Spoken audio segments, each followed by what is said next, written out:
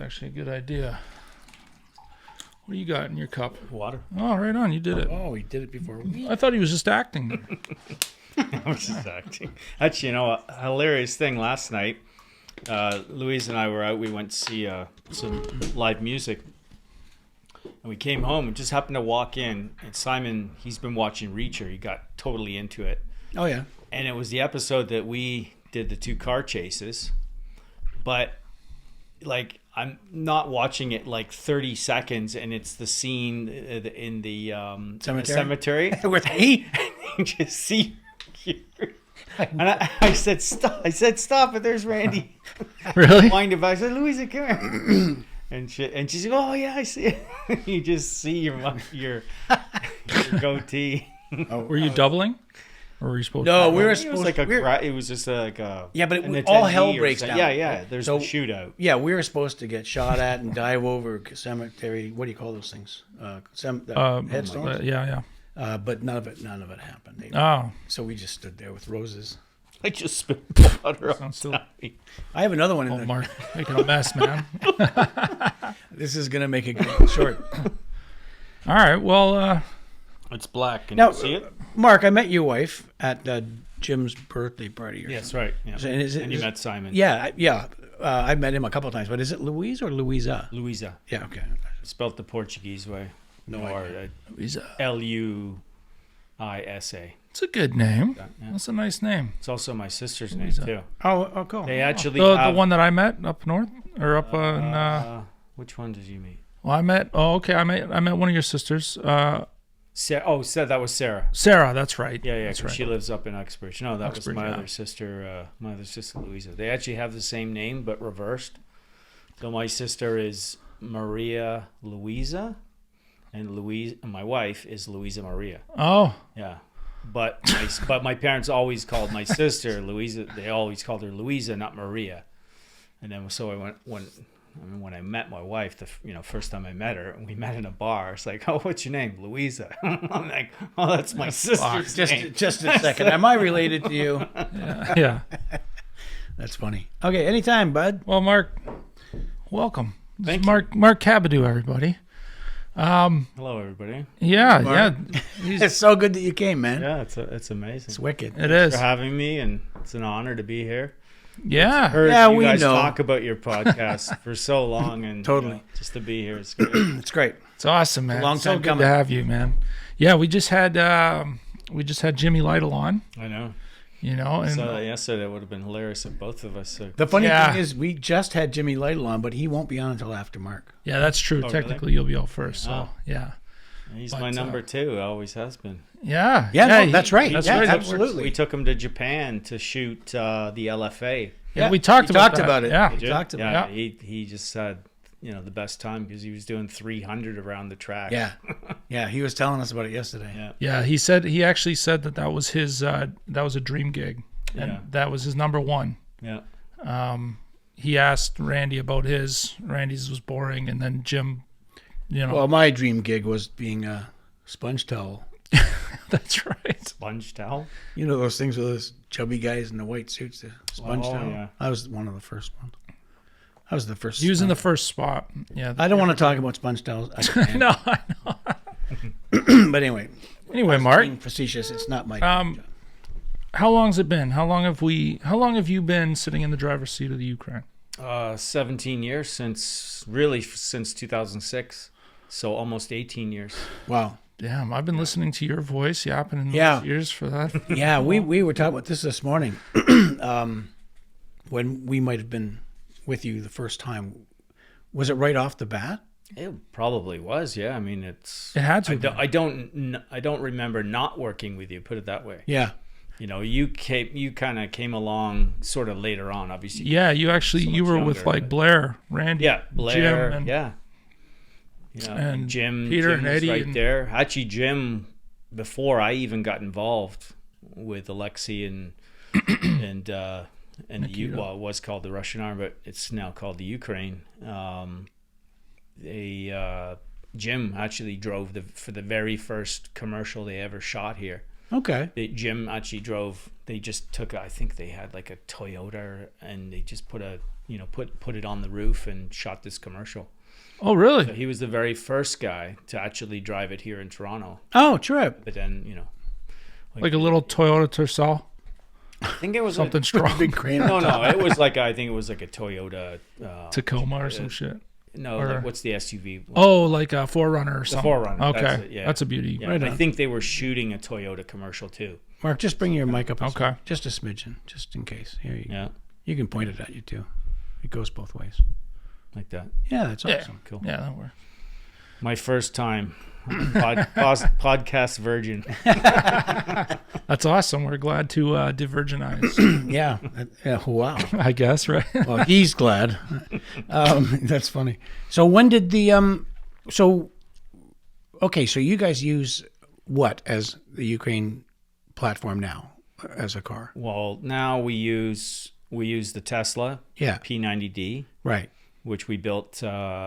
Things up Started in 2019, and then we finished it when we were shut down over COVID. Is that the one with the really cool hatchback? Yeah, That's so cool. You guys did that. yeah. And then, but I built the first ML here in Toronto, Okay. and I built it in my garage, and I bought it right around now. I think it was like beginning of February of 2006. Built it in my garage. Took me 7 months. Wow. And then, Wow, man. and I think we did our first job with it maybe about 7 months, maybe August of like 2006. But we weren't officially Filmotechnic yet. We didn't start that until actually February 1st of 2007. Yeah, and speaking of film technique, thank you for the swag. Yeah. That's great. Andrew did. Yeah. Well, I'll wear mine. All right. Just give me a minute. So what was the first platform that you used other than the Toyota? What was after that? It was the ML. Oh, it was okay. If anyone's listening right now and wants to look you up, is it filmotechnic.com or It's filmotechnic-canada.ca. So you made it easy. .ca. Yeah, we made it super easy. Filmotechnic.com was already taken by our U.S. Okay. Our US, Oh, I guess that makes sense. sister company. Okay. Filmotechnic USA. I'll put it up on the screen. All right, cool. Yeah, I just figure people are going to listen to this and want to see this thing. I mean, They want to see the cars. both. Yeah, what you guys are using, they're amazing. Like technologically, they're just insane. So we're going to discuss this a little later, of course, in the podcast. But tell us about your show that's coming up, and give me a date. So Yeah, we're calling it the Meltdown. So we're having a meltdown on February 13th, and it's an open house, and we're hosting. We did it last year, but it was just us, our equipment. This year, there's going to be several other vendors. Yeah, you've done this before, Yeah. right? Drone Boy's going to be there with his drones. Manny's going to be there with his chase vehicle. Yeah. With his that's Cadillac, and then Ryan, who does at Stonehouse Media, he's got a Sprinter that he's built up, and because he does long format, it's something that's needed there because usually the grips are just rigging up a Sprinter van, on the day. Sure. So he's purpose building. Interesting. Something. Oh, that's great. We've got 2D House that are they're supplying all the cameras. They're bringing a Junior Bolt. We've got actually the guys from out here at Pegasus, Rescue. Jason's boat. Yeah, so they're bringing their boat, purpose-built camera boat. And Are you doing all this inside the shop floor? we got our two shops. We got Unit 7, Unit 8.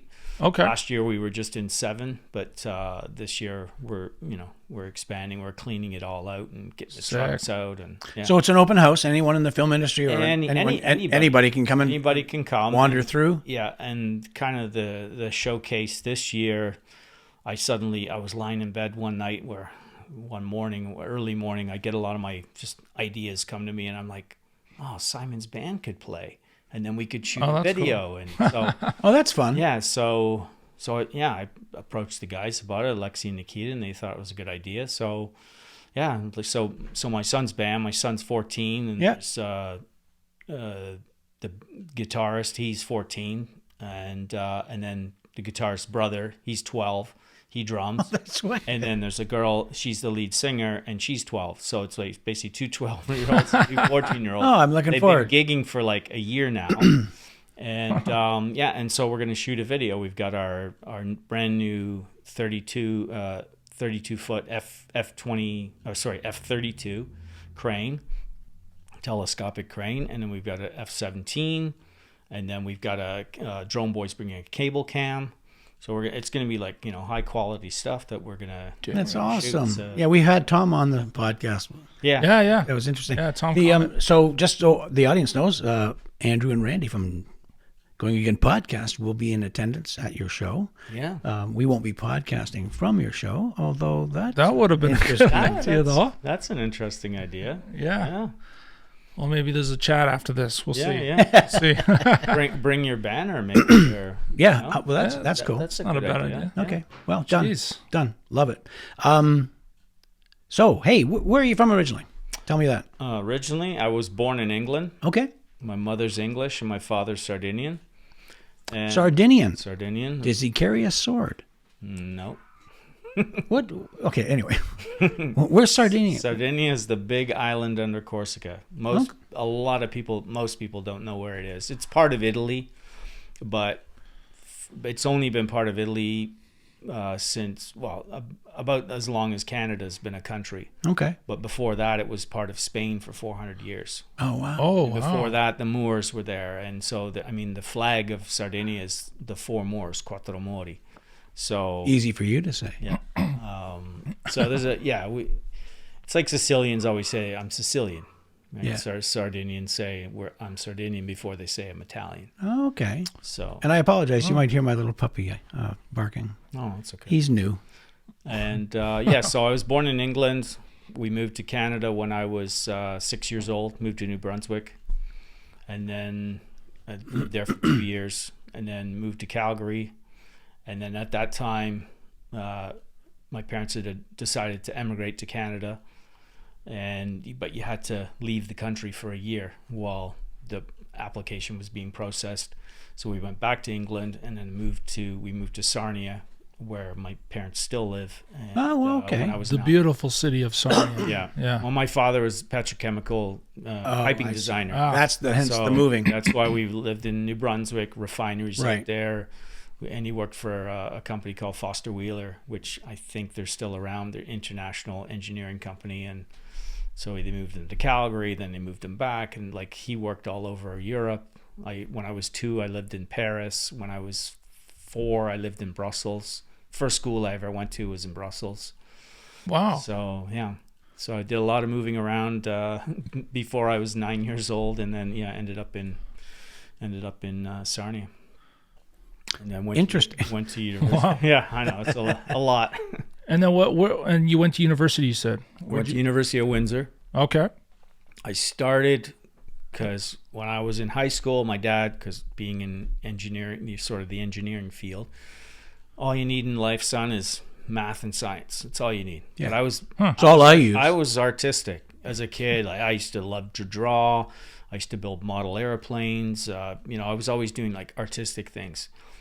Anyway, I didn't take any of that in high school. I just took, math, physics, science, chemistry, biology. I really like chemistry and biology, so I went to university for biochemistry. Yeah, most kids love chemistry and biology. But most kids can say it. I don't know. But I'm a hands-on kind of guy. I was terrible at math. Yeah, me too. I was terrible at physics unless it was physical physics where you can, if I can Sort of see it and touch it and take it apart, I understand. My brain knows how it works. But theories and equations and all that stuff, I just right over my head. So don't mix letters with numbers. Yeah, no kidding. Second year university, I switched to communications.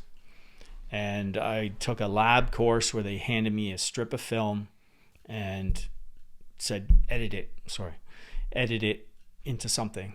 And I was just hooked. It was this is amazing. It was a 16 mil piece of film, and we had the editing equipment. And so you actually had to cut the film. Yeah. We cut the film. That's what I learned how to do on a Super 8 film. Yeah. And I was hooked. So I switched. My dad was he was pissed. And basically he cut me off. He said, if you want to continue school, you pay for it yourself. So he was really mad that I, dropped out of. I didn't drop out. I just basically switched your major programs, and Sure. so I got an honors BA in film and television production, and I just took every production course I could. I wanted to be a DP. I wanted to be a director, and I mostly DP'd, short films and whatnot, and directed a couple, and then after that, I went to Europe. I went to Rome. My uncle in Italy is a fairly famous film director. Really? Yeah. What's his name? His name is Gianfranco Cabiddu. Well, I was going to write that down. Write that down. That sounds like an equation full of numbers and letters. Gianfranco Cabiddu, but in Italian you pronounce my last name Cabiddu. Cabiddu. Cabiddu. I may never pronounce it the other way again. Yeah. Same. He's Okay, that's cool. Yeah, it's because of the two D's. Anyway, so Oh, that's wild. Who'd you work with yesterday? Mark Cabiddu. Cabiddu. Yeah. It sounds kind of sexy. Oh, wow. Did I say that? Yeah. Yeah, keep going, Mark. Where's this podcast? So I lived in Rome. That at the time I had a half Italian, half Irish girlfriend, and we both wanted to learn the language. And I took a little bit in high school, and went over there. We ended up breaking up in Rome. She left. She drove off in the rental car, and I stayed in Rome. And I ended up staying in Rome for 2.5 years. Oh, wow. I went to Fellini's funeral at Cinecittà, and I just had I worked for 6 months at Panavision, so I was prepping all of these films that were I don't know if you remember the Bible films. They shot them in Morocco. It would have been like early 80s. This would have been 93. I'm sure I do. But anyway, they were American films, so they were using Panavision. And the Panavision Rome was the base where all the equipment was coming from. And so I just basically helped prep all the gear to go to Morocco. And it was my first taste of like seeing and touching and working with professional film equipment, because everything in film school was just old 16 mil BLs and, stuff like that. So I was like loading mags for camera assistants, and they were all like Hollywood, like American camera assistants. So I was like, I was in heaven, and then I worked in television news. I just did all kinds of things. I taught English there. I taught the president of the Bank of Italy English, and just winged it, and it was just conversation. I would literally go to the mint where they make back then they were making lira. Now it's all, euros. And yeah, he, going his office was like, probably bigger than my house, and, just have a conversation with him in English and just talk about all kinds of stuff. Man. Incredible. So I had like a lot of experiences, and, did a little bit of sound, did a little bit of camera work.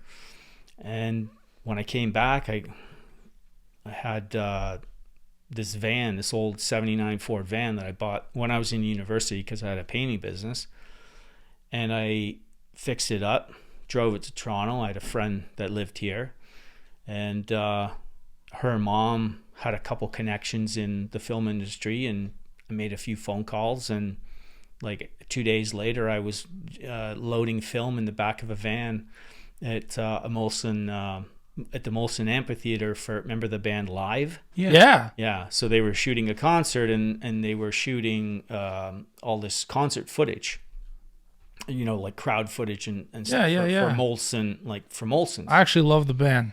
Live. Yeah, and I love the band too. Yeah. So anyway, like 3 hours nonstop loading a camera I've never loaded before. It was like a 16 millimeter Arri camera. Cool. And just completely winged it. And that's basically, and then for weeks after, every time the phone would ring, my heart would like stop, because I think it was them calling saying, "You asshole, you put it in backwards. Flashed the film, or it's ruined." And but and it's what was his name? The guy that owns Revolver Films, Don. You must know him, Don Carmody? No, Not Carmody. no. I do, I think, but I don't remember. His last name. I don't. But he was the director on it. And so from there I just started working, and Done a lot of things. I don't know if you want me to continue on. Yeah, with well, that. No, it's Yeah, quite 'cause- boring, but no, it's fascinating to Well, me. because you eventually went south with your own equipment and stuff, right? Am I wrong? Went south. Did you not spend some time south of the border? Am I crazy? Maybe I am. I don't know. We worked With your own- in the U.S. Well, but- you eventually you bought your own equipment, had your own cranes, this and that. Yeah. Okay. So we'll back up a little bit. So Sorry. when I came back, I did a couple commercials. 1 week I was going out as a camera assistant. Another week I was going out as a boom operator, sound, and I just I started doing both. And I went to IA 667, and at the time I think he was the business manager. He was Italian. I can't remember his name.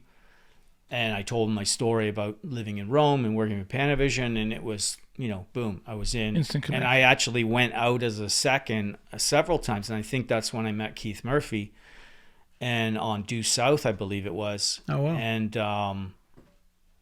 And I just realized that I was way over my head because I'd learned the names of all the equipment in Italian. So like Mapbox and, Yeah. magazine and tripod and, I knew it all in Italian, and they're like, so go give me this and that. I'm like, okay, well, like certain things I knew, but I just realized so then I joined the trainee program, Okay. did the trainee program throughout 96, became a camera assistant, but at the same time I started booming as well. And then I met several sound mixers that I ended up getting a lot of work with. I ended up volunteering on a film, shot a whole feature film in the winter. And obviously I wasn't paid for it, but the experience was amazing because all of the top sound mixers in Toronto worked on it because, they could work a couple of days here. Another guy could work, a week there and so on. So I ended up working with all these amazing sound mixers, and then they started calling me for dailies, and then eventually I got hooked up with Stuart French, who ended up being my partner with the Remote Head and Crane Company. Vertical okay, Films. okay.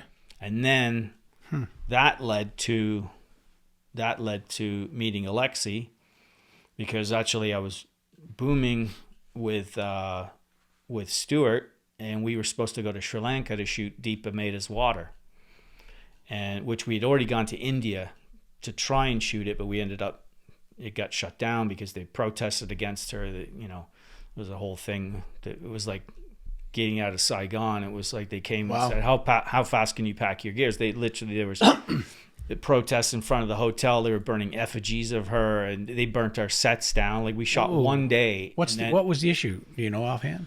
Well, they didn't like her because, for her previous movies, it was like a religious extremist group that didn't like her and protesting. And so anyway, they feared for our safety, and they said, they came and said, how fast can you pack your gear? And we just packed it up in like a couple hours, and then basically got out the back, went to the airport, and came back home. Wow. Jesus, man. So then she ended up reshooting or continuing to shoot the whole movie in Sri Lanka, and I was supposed to go with Stuart, and so I put an ad in Mandy.com because I was the remote head technician for my remote head, and I put in an ad in Mandy.com for somebody to cover me while I was in Sri Lanka, and Alexi answered the ad.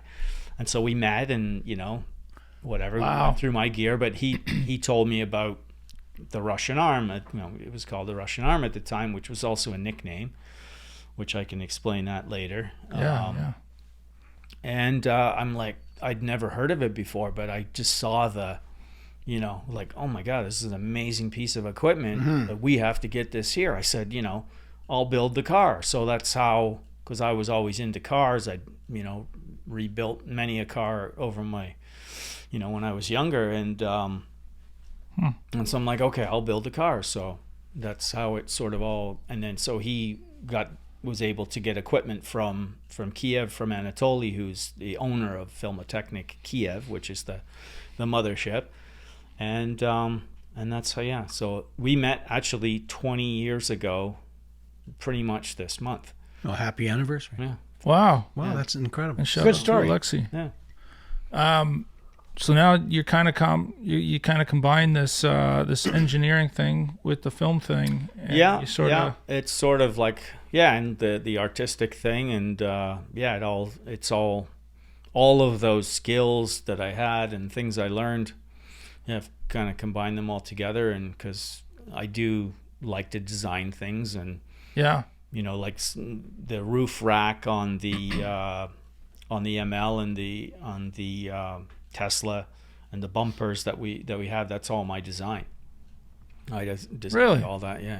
How much did you have in terms of like a blueprint before you started, like 20 years ago? I drew my blueprints, and like I literally drew plans on AutoCAD, because that's one thing Wow. I learned when I was in.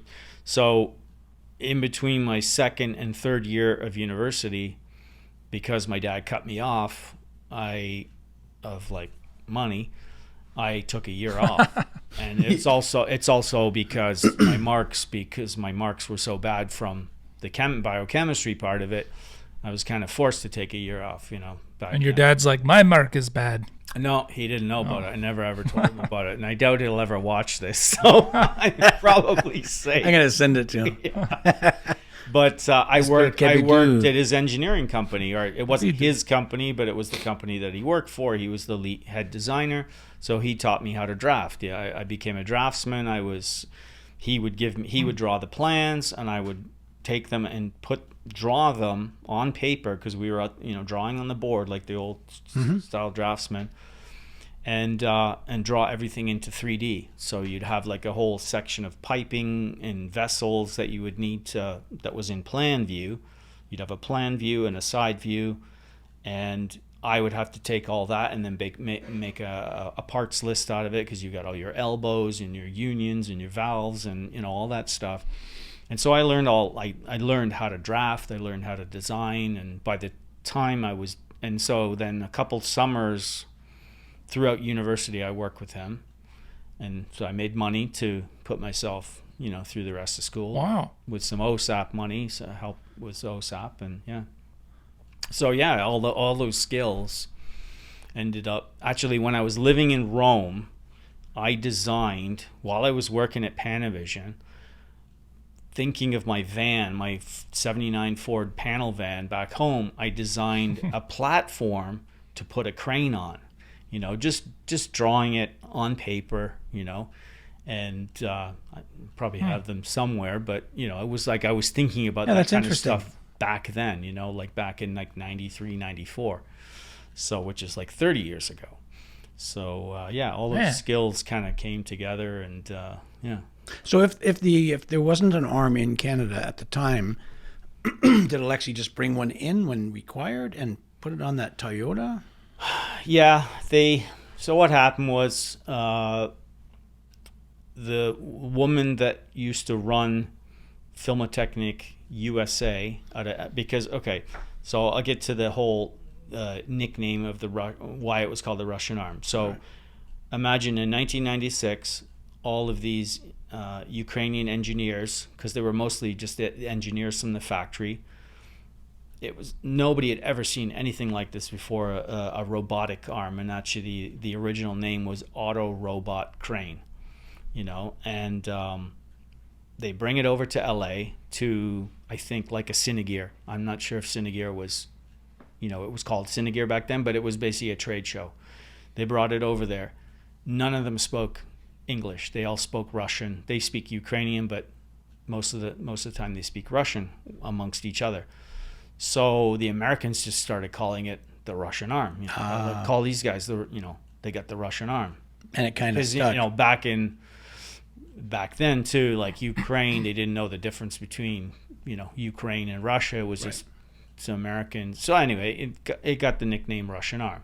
But then obviously, Interesting. when the war broke out 2 years ago, Yeah. we quickly changed Completely it. understandable. Yeah, we changed it, and it should have been done a long time ago. But it was like a household name. It was like Kleenex, or you name it, household names, right? So, but yeah, it kind of forced our hand, and it's been the best thing. And it's a great name, and it was done worldwide, and every single branch, all at the same time. Like we're all in a big email together, and Yeah. as we all talk to each other, and just rightly the Ukraine. yeah, it's just so simple. And it right? just makes sense that It's amazing. everybody actually, came how from that works. Ukraine anyway. Yeah, and Yeah. and it's designed and built because everybody thinks it's Russian tank technology and things like that. We always get questions like that on set. Or you hear like like people talking that don't know us or don't know the equipment. Maybe it's the first time they've seen it, but they talk about, oh yeah, I think it's Russian tank technology. Well, it looks like a turret with a, yeah. a gun on it.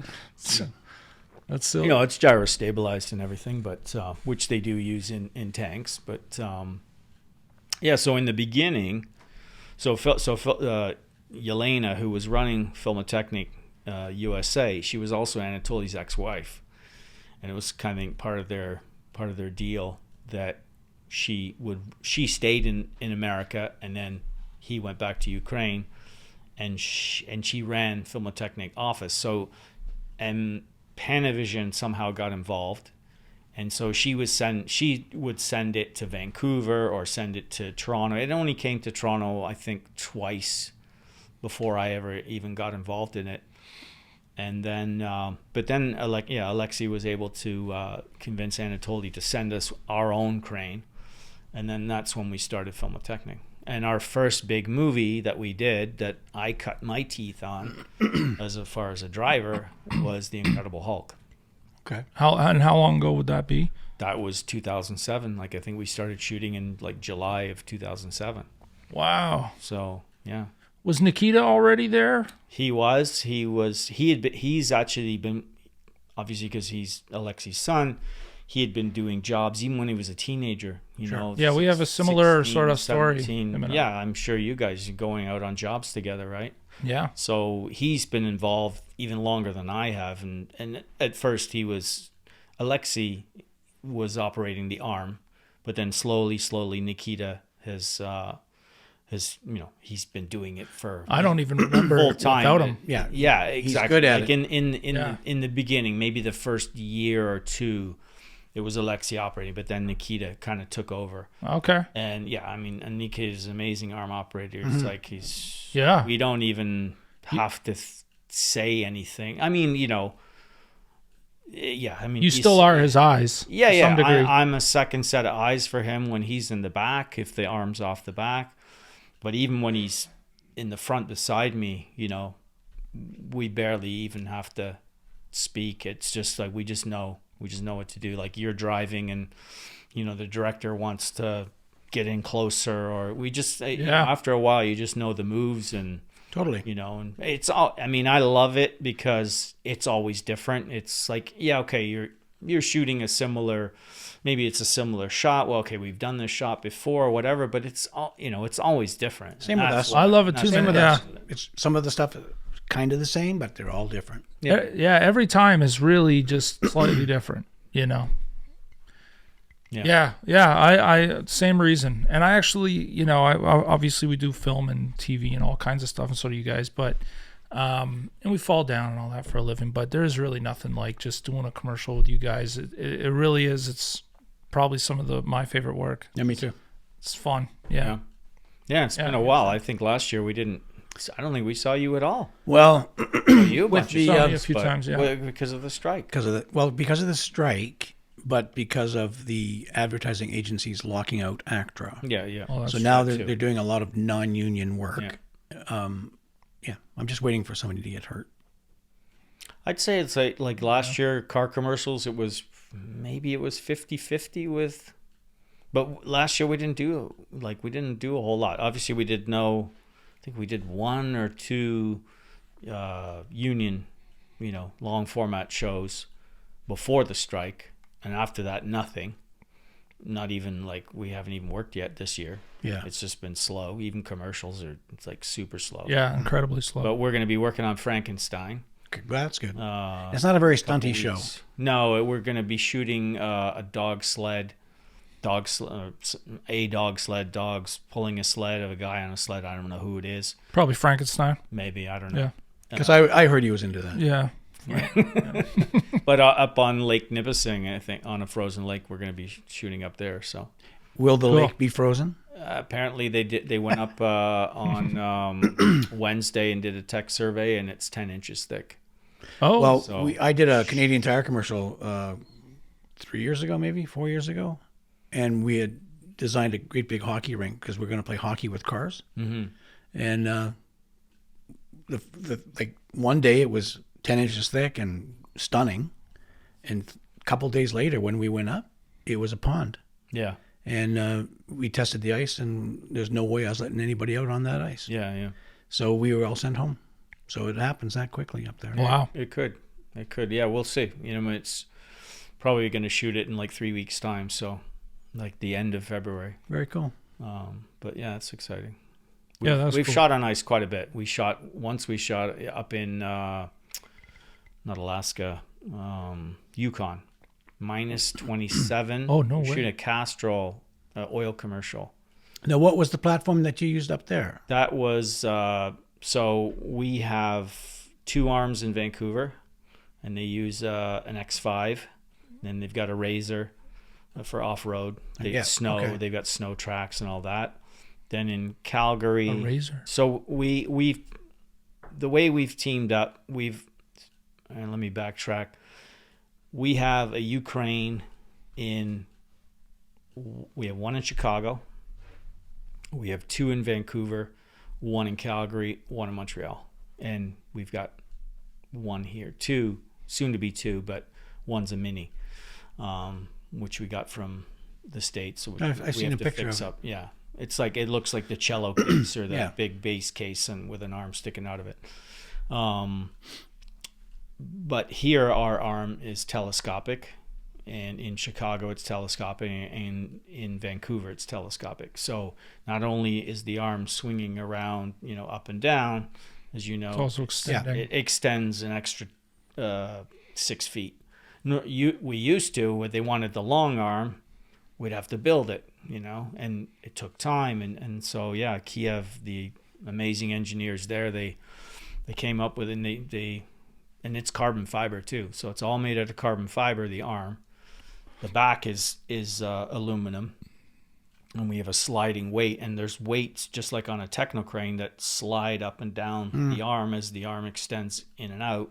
And then in the back, there's also a weight that extends backwards to give you more weight on the back to keep the balance. So yeah, it's and Nikita operates the telescope too. It's all on the joystick, so he can telescope in and out and pan and tilt, and yeah, so he's doing 3 things. And it's just an amazing, Like playing a video game. Yeah. but it changed things. Like, normally if you're shooting a car and you needed a little extra reach, I would have to drive in. Or Exactly. now we can do a shot, looking at the front of the car, and then they want to go sometimes to the logo down the side, Right. but you're on a 1-lane road, And so obviously I can't get over there with my chassis, so you just telescope back and boom, you get it, and then you telescope, So No, that's brilliant because, so often you and I have to, and Blair and Jim, we have to come into Yeah. Tight. the lens so Yeah. you can get that bad shot. yeah. Yeah. Where now we can just get a relationship, and Yeah. you guys can go where Just you want to adjust go. it. Exactly. It's brilliant. Yeah. That's what we do. You won't even need us anymore. Oh no, we Just a definitely bunch of need those you. non-union guys. What's it like working in Yukon though? It was Man. very cold, minus 27. Fucking A. Jesus. But we had a blast. They had. Well, that's why I asked about the platform because Oh yeah, the platform was the X5. Yeah. The guys from Vancouver drove it up there, and then we flew in. I think it was all 3 of us. It was me, Nikita, and Alexi, and we flew in because they were busy on another job because they also do drones. It's Revered Cinema oh, interesting. Okay. and revered.com, and they're amazing. Derek and Jason, and so they do like all the big movies that shoot out west. They do all the drone stuff on it. They did Transformers, the last Transformers, and they went to Peru. They were shooting like at Machu Picchu. Oh wow. drones, like they shoot some amazing stuff in the jungles Right on. in Peru. So anyway, yeah, they run our arms out there. So yeah, so we formed these partnerships with companies that then they provide the vehicle. So they have a vested interest, and pretty much the rental, it's split down the middle. Same thing in Chicago. Tim Borntrager, he owns a camera car company. So like the camera cars from White's, he has all these process trailers, and I think he's got 3 or 4 of them. And so now and we've been with Tim since Simon was 2, so about 12 years. Oh wow. And we've been with Revered for I think about 10. And then in Montreal we've got Bertrand Dupuis, and you've probably worked I've worked with him. We were both. Yeah. You've probably down there you've worked with him. So he's got an amazing shop, and he builds cars and rigs and stuff for top writers for film. Yeah, he and I talked about that actually. Yeah. So so he built a Cayenne, and he's got his Ford Raptor, and he's got snow tracks for it too. So that, between all that, and then the guys out Revered in Calgary, they've got a Toyota Tundra that's like totally like tricked out. It's like they call it the Baja. It's got like Baja suspension on it and stuff. So Fucking A, man. yeah. Do you ever think about it? Do you ever wish you were driving some of these? I've driven some of them before. Yeah. Oh man. Yeah. So sick. Yeah. The Raptor sounds awesome. Yeah, With the tread. Raptor's pretty cool. Well, we worked That'd with be the fun, Raptor so. here with Bert, like in town. Yeah. Well, I worked with Bert. He was borrowing your vehicle, I think, for some. You were gone. He was taking over. This that kind of thing. summer, Yeah. I think, when we were, or maybe it was. No, last this summer. was when I worked with him. I think it was on a Toyota commercial. Actually, where was it? It doesn't matter. But it was in Toronto. It's downtown Toronto. But Yeah, we'll bring him in sometimes, because if we're double booked, we'll bring him in. Or he came in on Anna Green Gables, because they wanted to shoot horses running across a field, which is a just super gorgeous. rough field. Which the ML it can take a lot of shit. We can remember the time. Horse shit, you mean? No, remember the time we broke the crane when we were doing the off-road The Subaru thing? the Subaru thing. I think it was Subaru. Yeah. And it can take a lot of pounding, but it can't, Yeah. so we bring him in for stuff like that. Okay, cool. And That's cool. So, well, right on. That's a hell of a story. It's great.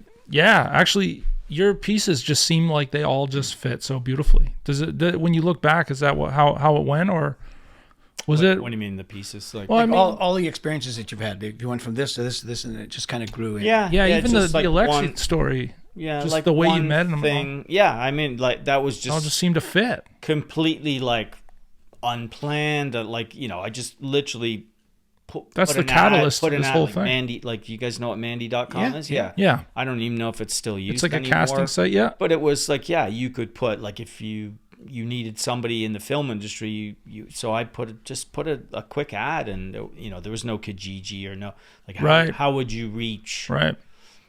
I don't know, back then it was like almost not before the internet, but the internet was pretty in its infancy stage. It was only a few years old. But, Sure.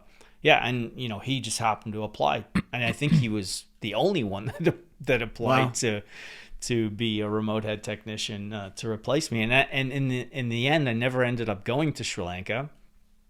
And But look what came out of it. but that's what came out of it, right? That's And great. it was just like, we just incredible, worked man. towards that. And then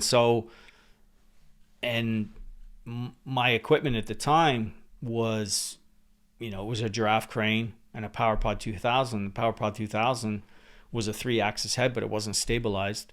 And Libras were just starting to come in. The Liber head is a stabilized 3-axis stabilized head.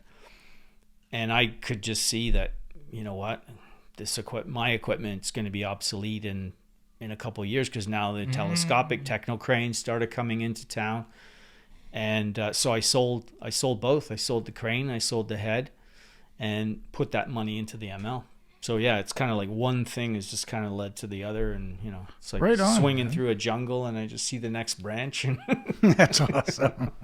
Yeah, that's the thing. Yeah. So does technology change a great deal quickly in your industry? yeah, it has. When we first started, like when I first started with Alexi, everything was analog, and now it's all digital. So it's the stabilization is so much better. It's so much faster. And you can make things, the heads can be the same all across the board. Different heads can have all the same software because it's, their geometry is different, but their controls, the way the motors are controlled, the gyros and the stabilization, it can be, kind of uniform. So it's, you can, it's a lot easier for technicians too. Because before each head was kind of like its own little beast, and the technician would have to know all these different heads. But now it's, you can just send a guy out and it doesn't matter what head it is. They're all basically, everything's the same. So Fascinating. Wow. yeah. And Alexi is, I call him the electronic genius because, that's my nickname for him. Or the electronic wizard, sorry, because he can fix because a lot of times things go wrong. Like we pound the hell out of this equipment in all kinds of adverse, climate, shooting in the winter, or Sure. in the rain, whatever. Things go wrong, things break, and he's able to know what the problem is. Go back to the shop and, like, for example, on the Incredible Hulk, we broke the turret on the crane because we were going through. We were shooting the Jeeps that were firing 50 caliber machine guns supposedly at the Hulk. They're chasing him. Okay. And we were just in this really rough park, and just something broke on the turret, and they took it back to the shop, repaired it overnight. Back on set by like 7 o'clock in the morning. Oh my God. Yeah. Like Wow. so yeah, to have that knowledge. Do all the team across nationally? Do they all have an Alexia? No, they look for Filmotechnic-Canada, and all our different, where we have equipment. If things break, Alexi, a lot of stuff, because it is digital now, you can just reprogram it. A lot of the problems they're not like mechanical, Right. Okay. they're Okay. software issues. So you can just, and they can do all that over the internet. He can be, on the internet, he can be with the engineers in Kiev, and at the same time be, say with Tim in Chicago or Derek in Vancouver. If there's a problem, and they can, you just plug in a computer, and they can, upgrade the software or, Right. troubleshoot. And but if it is something if it's something mechanical, then we get it shipped back to our shop. Oh, wow. Because we have a full machine shop. We got CNC mill, CNC lathe, and we fix it there. So yeah. I'm really Jeez. looking forward to going to this show. Yeah. Yeah, me too. On Tuesday, February 13th. 13th. Hopefully it doesn't snow like it did last year, because last year, right on the day, What's the address? 1455 Britannia Road East, it'll be Unit 7 In Mississauga. Mississauga. Nice. Sweet. Yeah. Put that up. Let me make a clip. Oh crap! I had a question. Well, when we did a Toyota commercial, we did when the Toyota Supra, the new one. Yeah, that was a lot of fun. Yeah, that commercial was fun as hell. Had the ML up on 2 wheels, remember? I was gonna say that. That's yeah. at the International So Center? no, we were it's, at like down by the dock somewhere, or yeah, in Hamilton. it's like near some Oh, water. okay. I'm I thinking think it was in Hamilton down at the dock. So we Yeah. were on like a nice big flat piece of concrete right next to the water. Yeah, And I was like, we were really close to each other, just basically doing like laps through around sea cans and other obstacles and stuff like that. I was kind of kicking out the back end and having as much fun in this car as you could have. It was amazing. And I'm a foot or two maybe from Mark's bumper, or from the camera, I suppose. Yeah. But we're flying and we're coming up toward the water, and we make a pretty tight turn, and he's got the thing on 2 wheels. Jesus, man. Momentarily. It was Unintentionally. yeah, it was seriously crazy and super fun, and we all laughed afterwards and just kept going. Yeah. And for anyone listening, we're on a headset, you know. Calm system. Anyway, at the time, obviously you didn't have the Tesla, No. you know, because that would have obviously been the way to go at the time. We wouldn't have had it up on 2 wheels because it's the center of gravity is so low. Yeah, that was so crazy. What happened? Why the Tesla? Well, we wanted something different, you know, because we had an ML, right? Yeah. So, well, it's like, what do we do? We just get a newer ML and build the same thing. I've been driving Tesla. I've bought a Model S, as you guys probably know. Yep. Back in 2013, I was an early adopter. I've had it. This May will be 11 years I've had it. It's got like over 250,000 kilometers on it. And I just knew the cars, you know, the power, obviously low center of gravity. We wanted something different because at the time there's, you know, some competition was starting to emerge here in the city, as you know. There's no competition. Absolutely. Just a second. We won't mention names, There's no competition. Yeah, that's true. Yeah. There really isn't. but We worked with everybody, and there's no competition. thank you. Yeah, big time. But yeah, so we decided to go with that, and we bought a 2014 P90D, which has ludicrous mode on it, which is now they changed it to insane. So it's insane and insane plus. Well, I've had a short opportunity of driving that thing, and it is absolutely insane. Plus, Yeah, for sure. It's amazing for the regen braking, because normally, you know, you're braking 2 pedals, and in the ML I'm braking 2 pedals. I still drive and have been driving for the last, 18 years. I taught myself to drive with 2 feet, Yep. accelerator, brake. You don't teach your daughter that, but I will teach my son that. when we drive, that's how we drive. Yeah, I'm have- sure you guys do that. Yeah, a lot of the time. Yeah. I think it's the better way to drive, because your reaction time is so, you have to move your foot over, and you just It's you don't easier even for think quick about it. details. You can play Big with time. both at the Yeah. same time. Yeah. So with the Tesla, if I press on the brake while the accelerator's pressed, it'll beep, but it will cut power. So, but I don't need to do that with the regen. I just feather it off, and the regen does the braking, and it's so responsive and so, so intuitive. I mean, I don't even really think about it because I've been driving them for so long. I do that all the time when I'm driving on the highway or whatever. I can anticipate if somebody's slowing down in front of me. I just lift a little, and Yeah. and it brakes for you. So. I actually like driving electric cars sometimes when we're shooting, because I don't have to hit a brake. If we're going down a hill or something like that, I can just let off, and there's no brake lights and other distracting qualities. Yeah. Yeah, there was a day. Well, they're making cars anti-stunt now. If you pull the bulbs out of the back, it shuts off something else. It's crazy. Yeah, true. If you pull a fuse. Yeah. But we used to take the back taillights out. Yeah. Just pull the bulbs, Yeah. and then we could feather the You brake. can't even do that anymore. Can't do that. No. Yeah, I put a switch.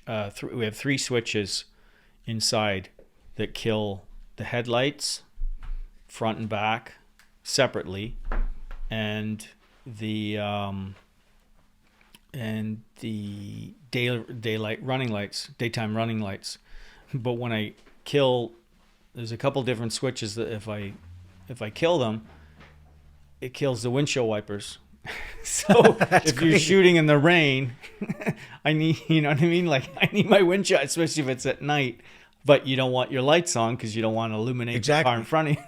So every once in a while, I have to flip it on and then flip it off again. But That's hilarious. yeah, they just rig. I know that's the way it's wired in the cars, that the windshield wipers are connected to the tail lights, or to the headlights. That's so odd.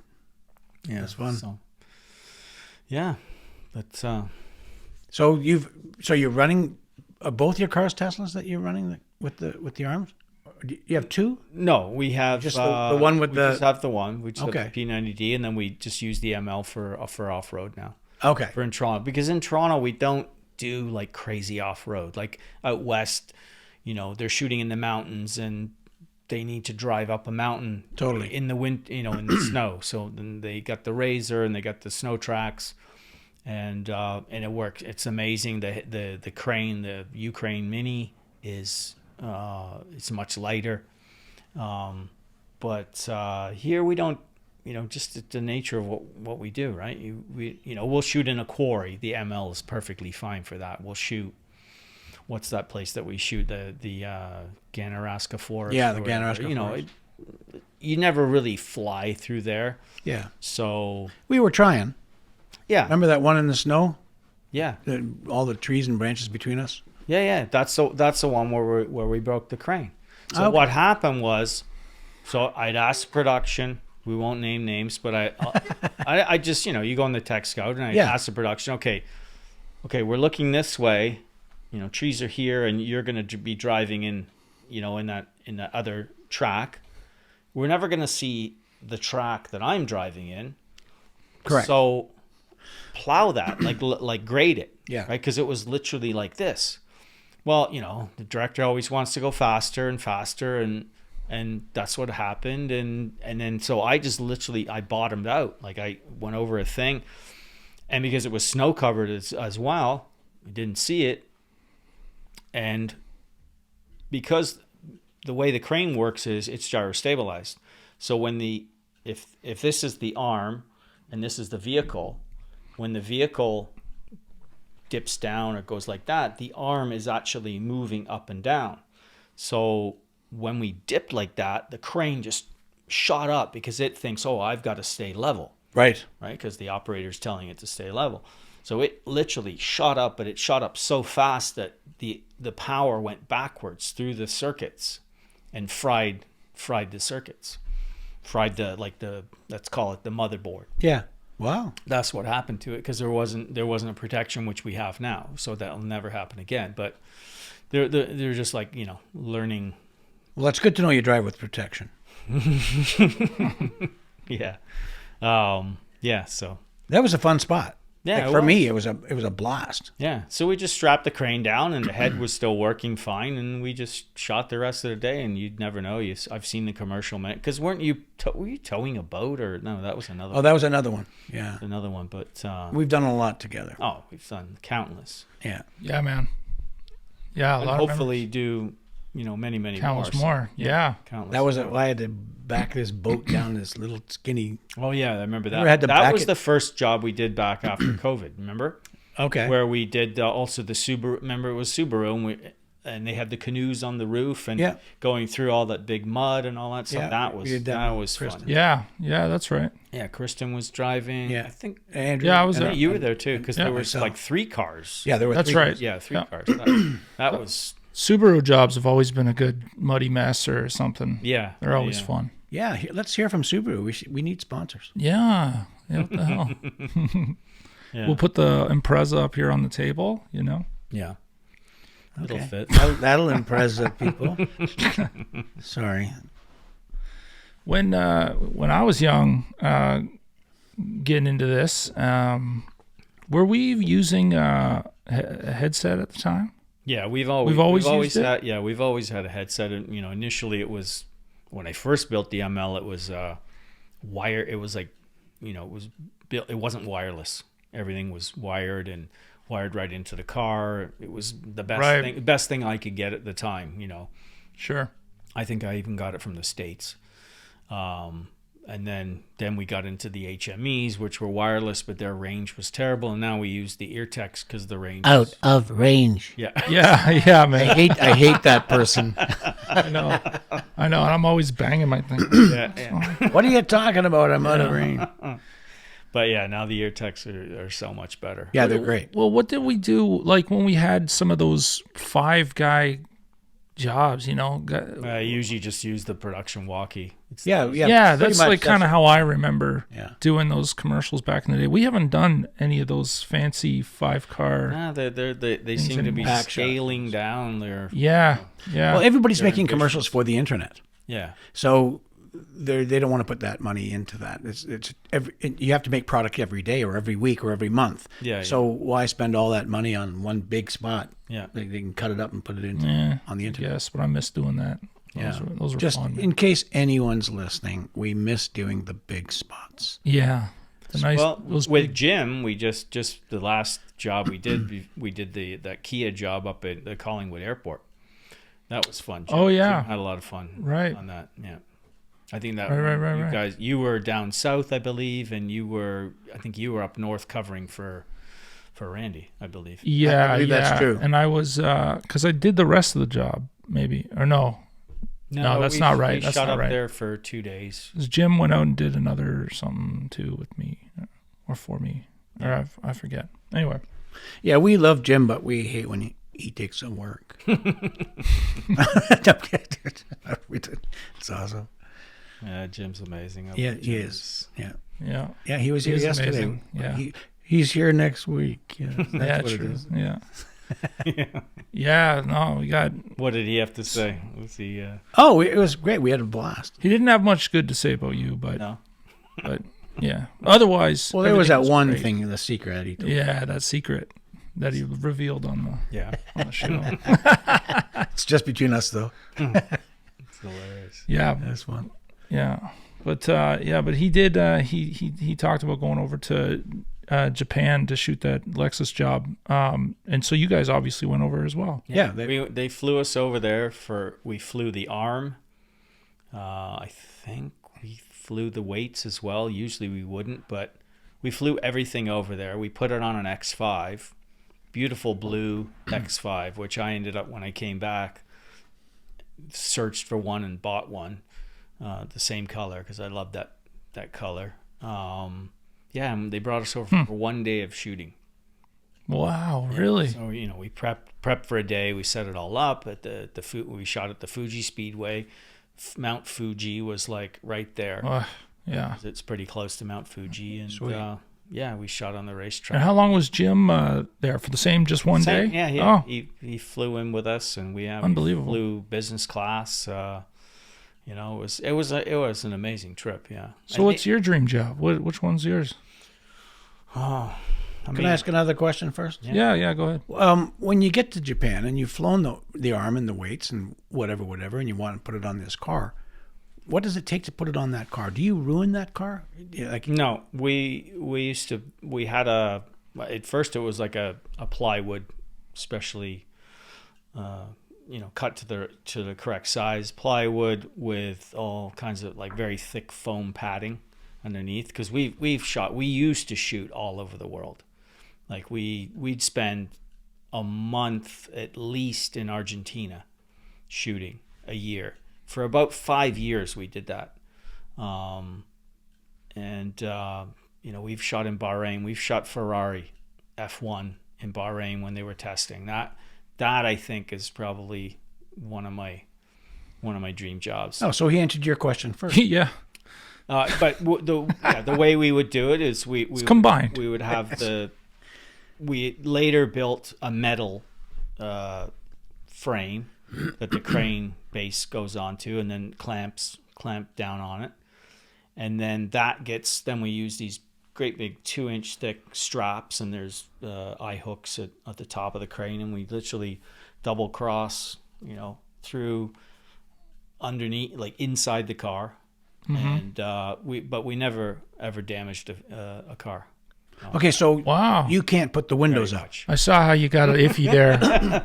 Once in Dubai, we damaged the hood, or The roof. the roof a little bit, So you set it on the roof on the pad, and then you strap it and then we strap it down. through the windows. Well, yeah, through the you got the, what is it called, the B pillar. Yeah.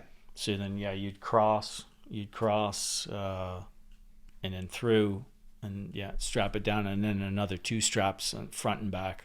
So technically, it wouldn't move. You can't put the windows all the way up. No, we would do it.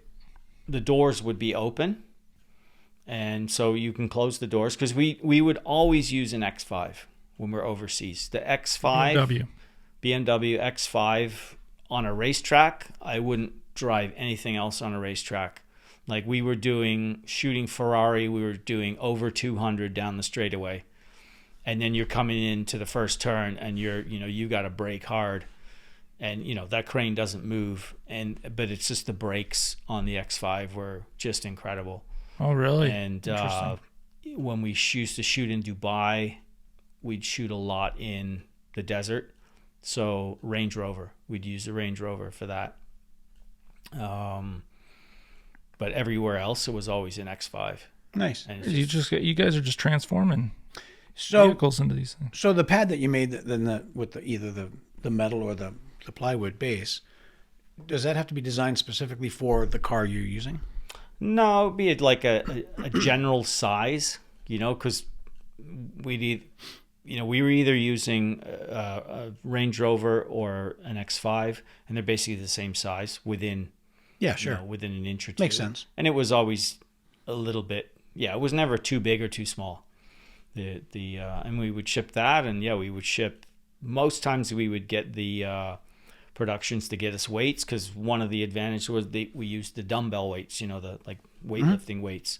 So you can get those anywhere in the world, because it costs a lot of money just to ship the weights. But to Japan we ship the weights, and to Bahrain we ship the weights, because can't get them there, and the batteries as well, because there's like 4 big batteries that power the crane.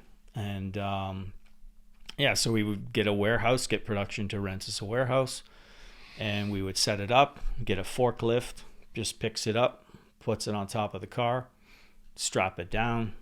We have a whole mobile, like a mobile kit of put the monitors in, because you got to rig all the monitors and all your cabling, and we had kits of that. And we traveled like probably good 3 to 4 months a year. We were away on various jobs. Argentina, Chile, we went to the southern tip of Chile, Dubai. We shot at the Yas Marina circuit. We shot, what was it? It was like a Chinese knockoff of a Mercedes, like of a Mercedes ML, but it was like I think it was Chinese knockoff or Korean, something like that. And but then we got to shoot Formula 2 cars on the track. Damn. And I was going so fast around that track that I would have to blow, in the runoff, because I couldn't make the turns, But wow. Yeah, but that was a lot of fun. So now every time I watch, I don't know if you guys are F1 fans, but every time I watch F1, it's like I remember shooting, That's cool, man. The tracks, that's cool. And especially shooting with Ferrari. I'd say we shot at Mugello in Italy. Ferrari was testing, and I think that was probably my dream job. Going back to your question, because I think I've answered your question. Yes, you have. Now, right? Yeah. So we were going to Malaysia to shoot a Mercedes film. We went to Kuala Lumpur, but on the way, the guys in Europe had a job shooting Ferrari at Mugello. So Nikita and I flew to Italy. I think we landed in Rome or wherever we landed, but it was just outside of Florence, so we're in Tuscany. And one day we're shooting the Ferrari race cars with their test driver, and had the crew chief in the back of we were on the Mercedes, because the guys in Europe use an ML, so it was exact same setup as we have here. And I got to hold the Ferrari radio, and I got to talk to the driver in Italian. Now that was amazing, because I was telling him to slow down, speed up, all the things that we do, right? Yeah. He's a Formula 1 driver. Yeah. And that was incredible. The next day, we're shooting, I think it was an F40. It was like a 1965 Ferrari. I think this thing was worth, they told us it was worth like 5 million euro, this car. It was like, there's only a couple of them in the world. Wow. It was in a beautiful, like Ferrari red, beautiful, beautiful condition. And we were shooting on the roads, the winding roads, you know, with the big cypress trees, the typical, you know, picturesque Tuscany, absolutely. right? Just ripping around the countryside. So yeah, that was. And what was this for? Yeah. This was for Ferrari. We were shooting. Can we see this? Is it on YouTube? It's on. It's got to be somewhere. Yeah. Yeah, I never saw the finished product. Okay. I think we were shooting the race, like when we were on the racetrack shooting the F1 car. I believe it was for them, maybe internally. I'm not sure. Yeah, an in-house video. It could have also been because we also do. You know, they've got that Ferrari World in Abu Dhabi. It's like right beside the racetrack. Because when we went there to Bahrain to shoot Ferrari, we were shooting footage for. They've got like big screens inside, so it's like an experience. You know, you maybe in your seat or something, your seat moves, and we were shooting the car to, you know, to be on the track. And that footage, I have some of that footage because I actually I didn't post anything anywhere, but I edited, you know, some cool music for, you know, with the footage that we shot, but it's just, you know, stuff we recorded in the car, so it's not like the best footage. But yeah, that's probably the dream job. It's like working with Ferrari, shooting Ferraris. Wow. Yeah. So And you said you're kind of on the road for 4 months shooting Ferrari? No. We just we were there for like maybe 3-4 days. Oh, I see. And then we flew from there. We flew to through Abu Dhabi. We flew to Kuala Lumpur, and then we shot a Mercedes film. You know, those little short films, and it was a heist. Right. You can actually see that one on. We shot on a highway in Kuala Lumpur for 11 hours straight. We did not stop. We did not have. Basically, we had water. That's it. Almost no food, and because they shut down this highway, and we shot this chase sequence. It's basically a bank heist, and they get away in a like a Mercedes sedan.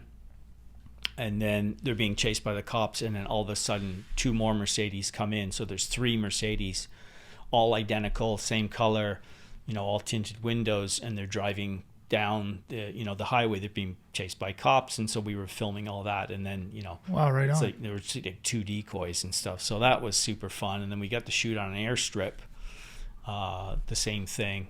And so many Jeez, man. like the overseas jobs I think are probably the most memorable because you get to different terrains and like in northern Argentina, like, you know, in the desert and canyons, and in Dubai out in the desert with a big massive sand dunes. And I got an X5 stuck actually in the sand dunes because we were shooting at the racetrack in Abu Dhabi.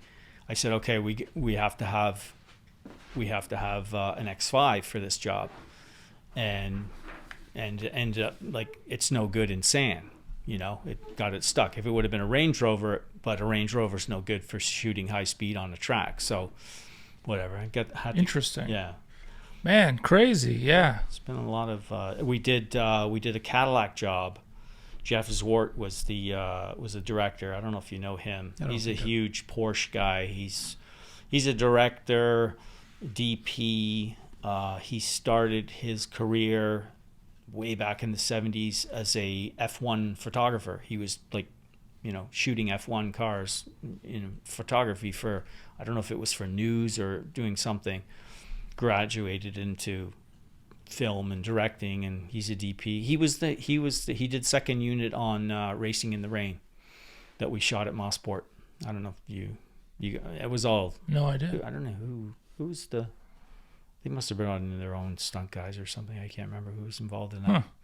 But anyway, we go down to the tip of southern tip of Chile.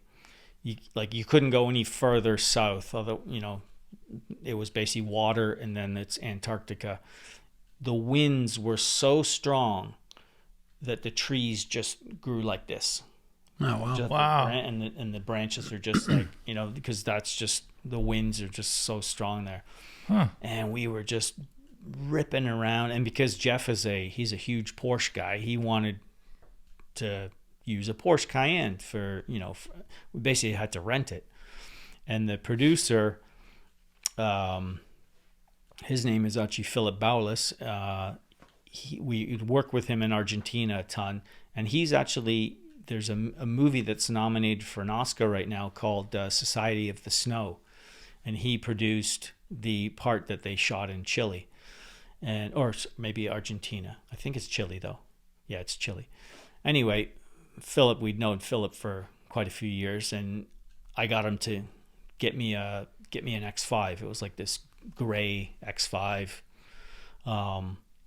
and we won Jeff over because he was kind of skeptical about its capabilities. It's and He just wanted the Porsche. He wanted the Porsche. Yeah. And we were literally flying down these dirt roads, and like, I don't know how many windshields we broke on the picture car, like several. And the whole front of the X5 we were shooting, because obviously when the picture car's in front of us, it's flying rocks at us. I think we broke the windshield. I see. Front was destroyed, Of course. and Philip was pretty mad about that. But I won Jeff over, and those cattle grates. You got those it's basically between fields. They'll have like all these metal bars going across. You can drive across it, but cattle, if they go in it, they break their legs, so they don't like to go across. Oh, that's interesting. I've never I'm not heard aware of of it. it. Yeah. Cattle grates, I think they're called. Interesting. And we would just be flying along this road, like doing 90 miles an hour, and shooting these Cadillac cars. And Jeff ended up directing all of these Cadillac spots. They shot in Morocco. They shot all over the world, these different Cadillac spots. It was back, that was quite a few years ago now, at least 10 years. They should do it again. Yeah. They should. Yeah. Give They us should a call. invite us. Yeah. So. Wow. Yeah, man. That's sweet. Wow. You've had quite the time with this. Yeah, it's been pretty amazing. Yeah, we've traveled the world together, and Now, are they building up the team internationally at all? Well, I mean, there's Filmotechnic USA, so they basically cover all of Sure. the U.S., which is a huge market because there's so many Huge cities doing film. Yeah, you've got Atlanta, you got So here's a question: why aren't you in Atlanta? Why aren't you in LA? Well, because there's Filmotechnic USA, so they're a separate company to us. So basically, you've got Filmotechnic Ukraine. They're call them the mothership, and then you've got the different branches. We're basically the Canadian branch of them. There's Filmotechnic USA Europe, based out of Amsterdam. In England, a company called Bickers. They build cars for like basically stunt cars. They'll build, you need a car for a car chase. And their family history goes back. The dad he built the motorbike for Indiana Jones.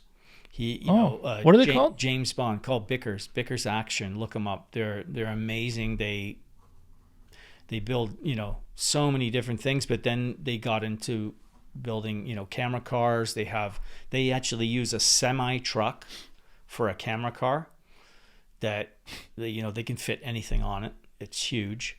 And you name it, all the movies that are shot in England, and they worked on the last what's it called, Tom Cruise movie, Mission Impossible. Okay.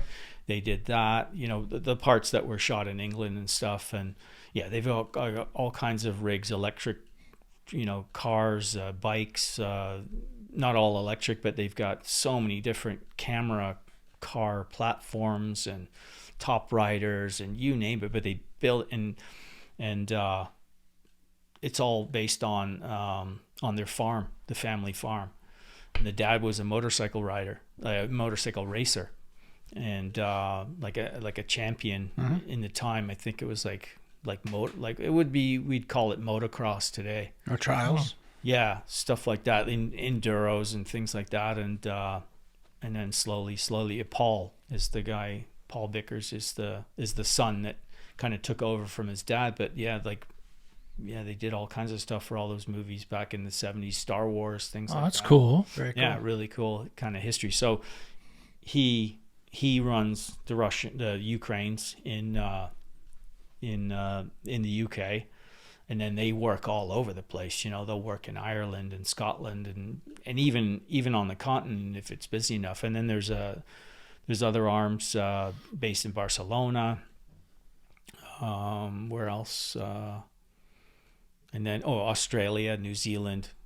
So the equipment that's why we don't travel anymore, because now the equipment It's everywhere. Right, yeah, it's spread. It's everywhere. So it was a natural thing. But we were the ones that, any job came up, South Africa, whatever, South America, we would go. You're the guys. We would go there. So, but that's over now. But it's okay. It's like, I mean, you get to work in the beautiful city of Toronto. oh yeah, on our lovely roads. Yeah, actually, I just got my tax bill this morning. It only went up $200 from last year, so it's not too bad. But That's all right. they're talking about Jeez. a 10.5%, 10.6% tax rise. But I mean, that wouldn't affect you guys No, here. it wouldn't affect us here. No, it's only City of Toronto. But yeah, I don't know if they're going to Yuck. change it later on, or anyway. Don't get me started on the bad roads in Toronto. Uh-oh. Yeah, no kidding. So Yeah, construction is sort of a thing now. It's just everywhere you go. yeah, It's everywhere. Now it doesn't snow anymore. That it's they're just doing it all the time. So What do you think the future of the hydrogen engine? I don't know. It's interesting. I don't know. BMW, Toyota, that's what I saw BMW wants to, and Toyota.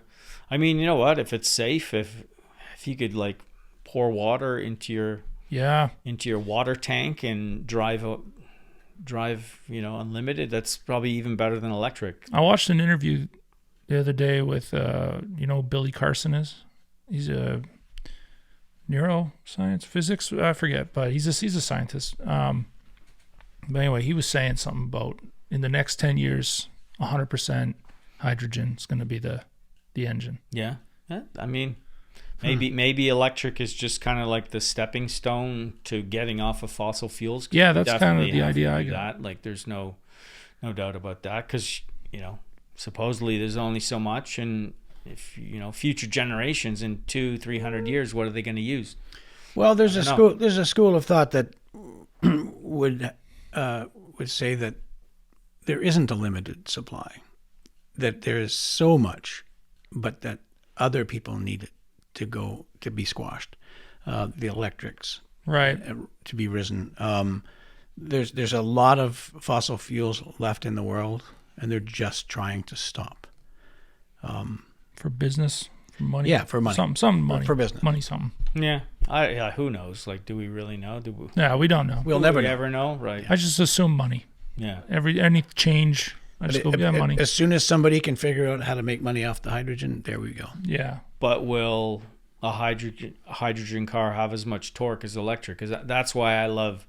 I mean, apart from I feel good that I'm not burning gas, and although if we're using the ML for work, I have to, but I just love the torque, the power. I love to have a car that has power, not so that I can drive 200 kilometers an hour down the highway. It's more I just love acceleration. Well, the thing is a freak car. It feels like a roller coaster that you are in control of. Yeah, sort of. Because it just doesn't have that moment of gear shifting. Yeah. There's no hesitation. It's none at all. Like my new X, last year. It's almost a year old now, but I bought a 23X. It's got insane mode, and then it's got drag strip mode. I haven't even. It's got sport. Drag So strip it's got mode. chill, sport, insane, Chill. and drag strip. I haven't even put it into insane mode yet, because sport is like super fast, but it's just the acceleration, you know. It's I love it. I love the car. It's parked right outside, but Is your Porsche? That car is parked outside? yeah. Let's go try the drag strip. We'd have to go to a drag strip to do that. Yeah. It's just basically launch mode. It puts all the power, takes, you know, it's kind of like in Star Wars, you know, they like can divert all the power to the engines to go into hyperspace. It's but I haven't tried it. But the P90D, it's got Insane Plus, which is a similar thing. Like, say we're gonna, you know, we're doing a car chase, and we have to wait off the side, and they're gonna come by, and then I gotta like tuck in behind them. I'll put it in that, and just it'll launch, and everybody's just like, whoa, you know, because they get sucked in their seats, and but it goes like, you know, Fucking A, does it ever? spins the tires, and Yeah. Have you ever had a problem on the road charging? no. No. Once we did a job, actually, we was kind of way out here. Oh yeah, we shot actually. We shot. There's we've shot there before. There's a conservation area near here, Valens, probably. just up the street. You're not talking about Guelph? What's the one in Guelph? Because I know we've shot there as well. Yeah, I've shot a ton there with What's you. it called? It's a job where we were all on the job together. Even Blair was there, and I think Jim, when we did all those. We shot it. Then we went and shot at that racetrack. Oh no! It's when we shot the Ioniq 5, the electric Ioniq 5, and I believe Blair drove it. Pushlinch. What was that, Blair? Pushlinch. I think it was Pushlinch or something like that. It's off 24 highway. Yeah. See, he gets to talk to us every once in a while. Yeah. So I because that car has free supercharging, so I'll drive it from the shop. I drove it to Cambridge Supercharger, charged it for free, because Tesla, you know, that's all part of owning the cars. Not quite like that anymore, but not when you buy new cars. Anyway, supercharged there, drove to the conservation area. We shot a bunch there, and then we had to drive to that racetrack and shoot later in the day. I think we ended the day with something like 20 kilometers, because once we got on the racetrack, it just was chewing up the range. And I think we finished the day, I think we had like 20 kilometers of range. We had to charge with our gas power generator, and a lot of people always laugh, but hey, you know, what are you going to do? Yeah, sure. Yeah. I think we had to charge for like over an hour, so then I could make it to the supercharger in Hamilton, so I could charge and then get back to the shop. So, Right. Oh my God. And I kind of do that all on my own time. I don't bill production an extra. Well, it's your fault you hour. have that car. Yeah, it's kind of our fault that we have it. But there are lots of advantages, as you know. But yeah, so sometimes that it's a long day for me, because I have to leave. Like, if we had to be there for 6 a.m., you know, normally, okay, it's an hour, so I would leave at 5, but I actually have to leave at 4, because I got to go supercharge for an hour, and then, you know, go to So what do you do while you're charging? Just hang out and play with your iPad? sleep. iPad. Yeah. Yeah, the iPad in the Hangs car. out in the car. So while he's charging, he's Yeah. Yeah, there's actually an entertainment system, like, and it doesn't work while you're driving. It'll only work when you're parked. Mhm. And yeah, there's a whole, like, you know, if you're into video games, there's video games, and you use the steering wheel controls to, like, What? you know, yeah, to shoot. Oh, now Andrew's going to buy one. Simon likes it, but yeah, it's not my video games aren't really my thing, but I'm into it. yeah. But you can watch Netflix. Like, you can, if you have a Netflix account, there's literally a Netflix button. You just hit it in your account, and you can watch. We've done it before when we've supercharged on trips and stuff. And yeah, you can just watch whatever you want, you know. I think even Amazon's on there now, and they're always changing. That's the beauty of those cars, is that they're constantly updating them. So Right. like, even the 2013 S, you know, it's not the same car it was when I bought it, you know, because back then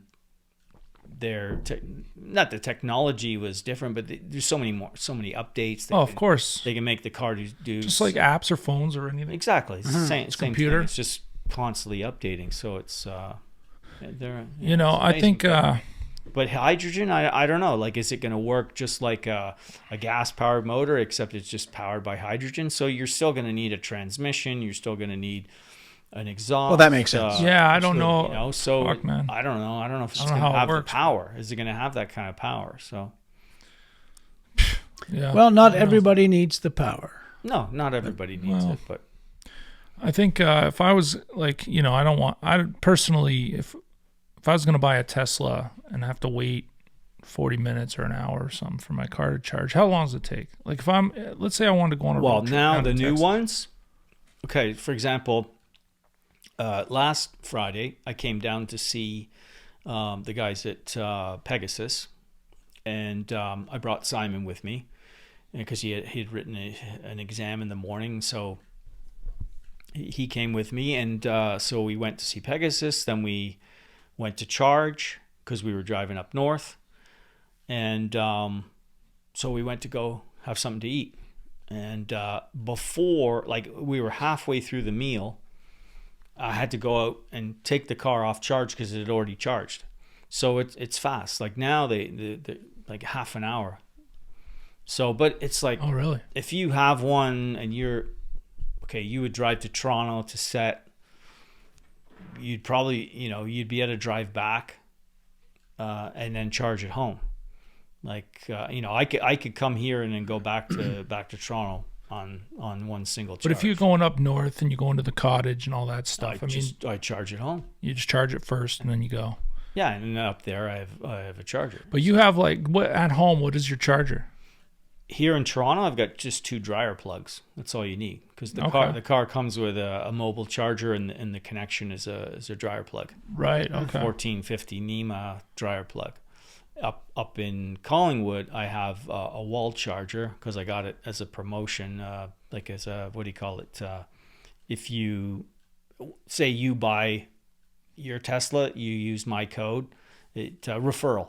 Right. So from referrals, they were giving out. You got so many referrals, you got a free charger, which they were worth $750, and so that's on the wall in between the two cars, and we just share my wife will plug hers in, and then when she's done. Do you ever fight about it? No, because she always goes back to Toronto on Sunday night, and I go into the office on Monday morning. So All right. Okay. So there's no need to fight. no. Because that kind of fight would just be electric.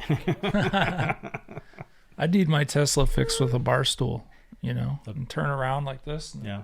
just get your bar. Yeah, Tesla needs a bar. Now, Then did I'll you buy just come one. up with that because you spun a bit?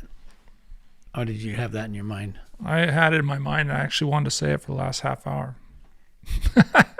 No, Oh, wow. not really. Maybe 2 minutes. But So what's the future hold? Now that the strike is over, you're doing Frankenstein. Yeah, a couple days on that.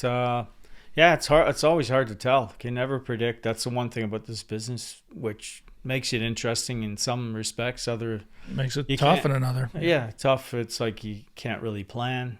You can plan, but it's a gamble sometimes. Well, when you plan, then you get work. Yeah. Well, how are you That's feeling about the exactly- industry? Do you have any thoughts on just AI? how it's going? AI, all that stuff. Yeah, is AI or technology going to be a struggle for you guys at all?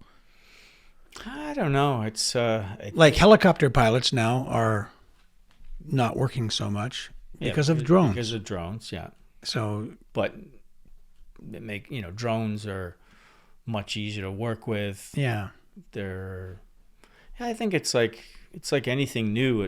There's always those growing pains, and people that did something before are afraid, I'm not going to be able to do. I think everything kind of finds its place. It's once the dust settles. I think. I mean, personally, I was on the phone to FedEx on the way here, and I'm telling you, their AI, person that answers the phone is just infuriating. They're like, please tell me what you want, what you're calling Oh, about. God. I want Out of range. I want to track a package. Well, please tell me the reason that, or I just say, I want to speak to a human. Totally. And it's like, sorry, I didn't understand that. It's like, What's a I human? just get so mad. Yeah, so do I. It's like, It's crazy. and then at the end, I was like doing a survey, and I'm like, okay, you guys got to get rid of that AI robot because it's really stupid. It's just, please leave your feedback at the end of this, the end of this call. You don't want my feedback. No. Yeah, it's kind of a weird time with all this transitioning of everything from humans to robots. Yeah, it's I'm it's not crazy. a fan of it. I don't. We're all just shifting. Yeah. I don't know. I think it's kind of neat, I guess. Like some AI, I don't want to talk to that person at FedEx. That's just fucking annoying. Yeah. But other stuff is good. Like it's it's everything cool. on our phones. It's an interesting tool, man. But yeah, I don't know. I think that the film industry's on its way toward the bottom. You think? Yeah. I don't know. I think so. I don't know. Well, maybe the quality, maybe what we're used to. Maybe. I feel like it's going to downsize the crew. Well, see, things have changed drastically from when I was young shooting on film to digital. Yeah. It changed everything. Things moved faster, more product, Yeah. and the need for more product because of the streaming services streaming. and whatever. That's the thing. Technology's moving in every way. Yeah. Not just that, Yeah, but it affects things. Like, movies were very exciting. It was very exciting. And when you'd go see Jurassic Park, and it was exciting watching these dinosaurs and what Spielberg and his team were able to accomplish. But nowadays, I swear to God, if you just go on social media, you'll see some way more exciting real shit.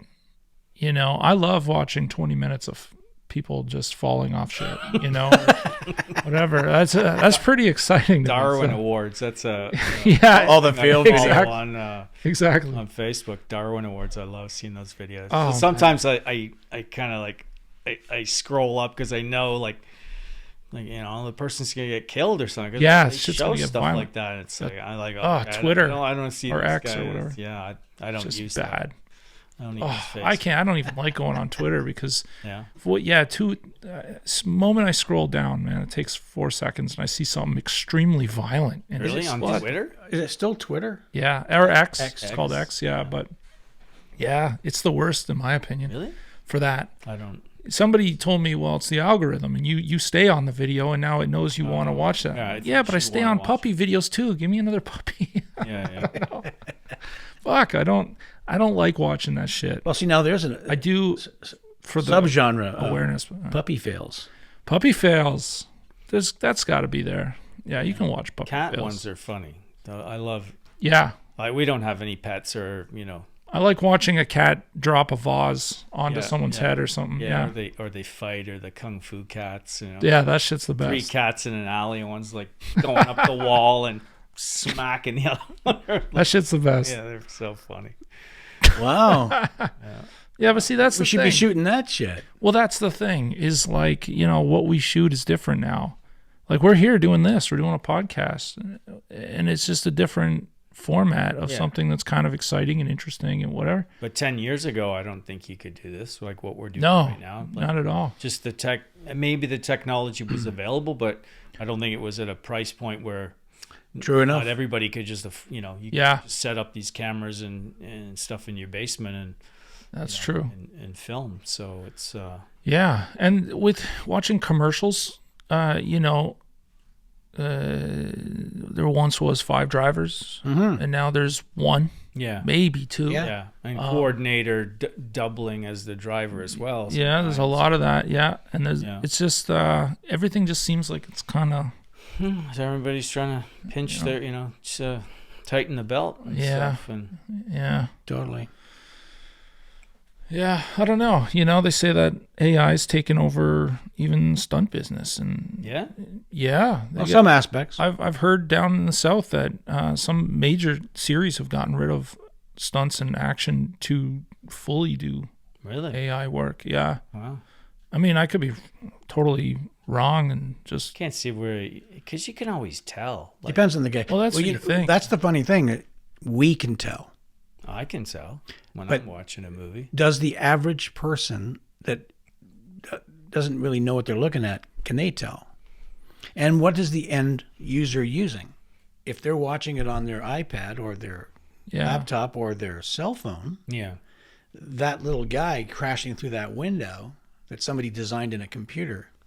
You're not going to tell. Yeah. That's right.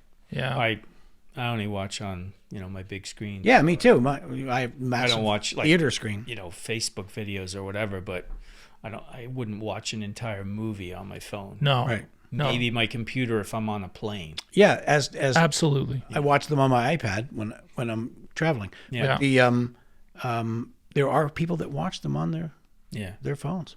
Kids. A lot of kids these days. Yeah, and then Oh, they yeah. don't care that it's AI. Yeah.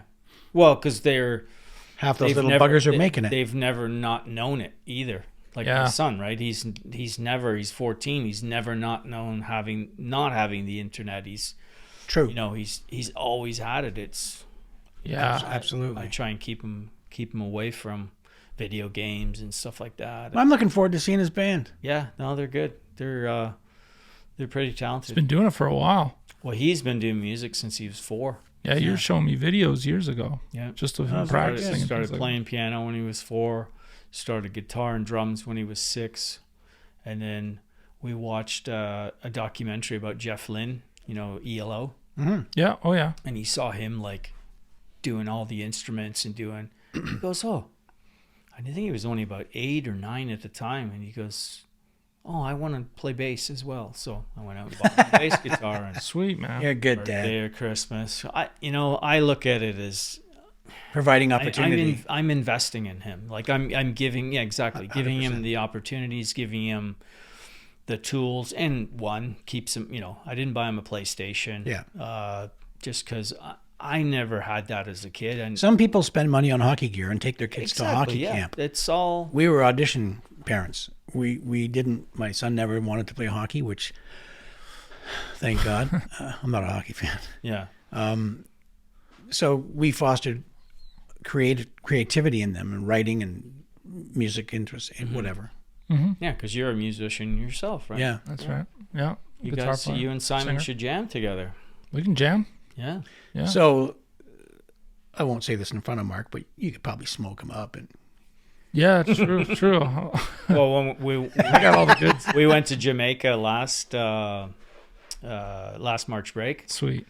and he really fell in love with the Jamaican music, and The culture. I to listened some to degree. some reggae, like some Bob Marley, and yeah, Love it. the usual stuff, and but just him being immersed in the culture and everybody there, and guys come up to him up to us on the beach, and with a bag of weed, you want to buy some weed, and we met this. So Simon and I, Someone's like, Dad, can we Simon- get some weed?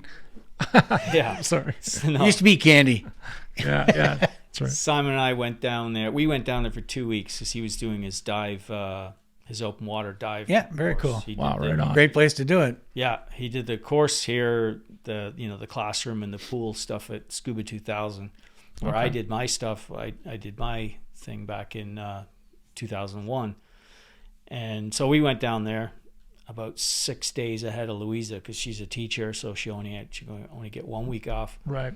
And the price of the tickets was, our ticket was $600 each, and her ticket was $1,200. So for a little extra hotel money or whatever, extra days in a hotel, we went down there. So we met this guy, this Jamaican local, who was kind of we thought he was running this restaurant next to our hotel, but he was just kind of hanging out there and selling his weed and all. But the guy was hilarious. He was his name was David, and him and Simon just they got on so well. And a couple of days in, Simon he got me to buy him a Jamaican hat, and and then so he said, when Louisa came down, he said to Louisa, oh, I can't wait to come back here when I'm older so I can party and I can smoke weed. Oh shit. We had a friend of mine on, Rupert Harvey, from the band Messenger. You should get Simon to watch that because he yeah. actually telephones. He phones his brother, Carl, and we heard how the term reggae was coined and what it was before that. It's pretty cool stuff. Yeah, how Carl was actually part of coining that term. Really? Yeah. Yeah. For real. Yeah. Before Bob Marley was even on the scene. Really? Yeah. And it super good conversation. Super good conversation with Rupert. Yeah. And him getting a hold of his brother was insane. Yeah. Who was down in Jamaica? No, I'm not sure where he was, but he's like good buddies with Clapton, and he held some majors out there. Really? We talked to Carl. It's fun. Super fun. But Simon might find it fascinating because Rupert's an incredible musician. Yeah. A martial artist, stunt guy. Simon might find it interesting to hear. Yeah. Mm-hmm. Yeah. It was really good. Yeah. Big fan of Jamaica over here too. Yeah. Yeah. Yeah, it was our first time. We'd never been before. Cool. It's cool. It's a chill way of life. Yeah, man. it's a beautiful place and gorgeous. Yeah. We were at in the Grill. Is where we that's like the best beach in Jamaica that I'm aware of. That's why we went there. And unbelievable. Scuba diving was supposed to be really. It was actually amazing. Simon did 14 dives, as well as I did, and sweet, man. Yeah, he was. He loved it. Like we saw an 8-foot nurse shark. Didn't even I don't know. You'd think. I mean, he was only 13 at the time too. You'd think he'd be maybe scared of it or something, but he was like, no problem. He was. Oh, it's because he smoked a little, No, he didn't. He was relaxed. He saw me smoke some, but he's an amazing kid. He's just started second semester today, so sweet. That's very good. Grade 9. You're a proud dad. I am very proud. I love that. Yeah, it's beautiful. Yeah, there's nothing like being a proud dad. Yeah, I'm one as well. Yeah, I know. So you guys have a great relationship. Yeah, man. My relationship with my dad is we always butted heads. Well, that's because you quit school. Yeah. Well, I didn't quit school. I know. It changed your major. Yeah. No. Even before that, we always butted heads. My dad was he's very old school and. It's a Corsican thing. I think, what did he tell me one day? Oh, one time, I think I was a teenager, said something about, I'm not your friend, I'm your dad.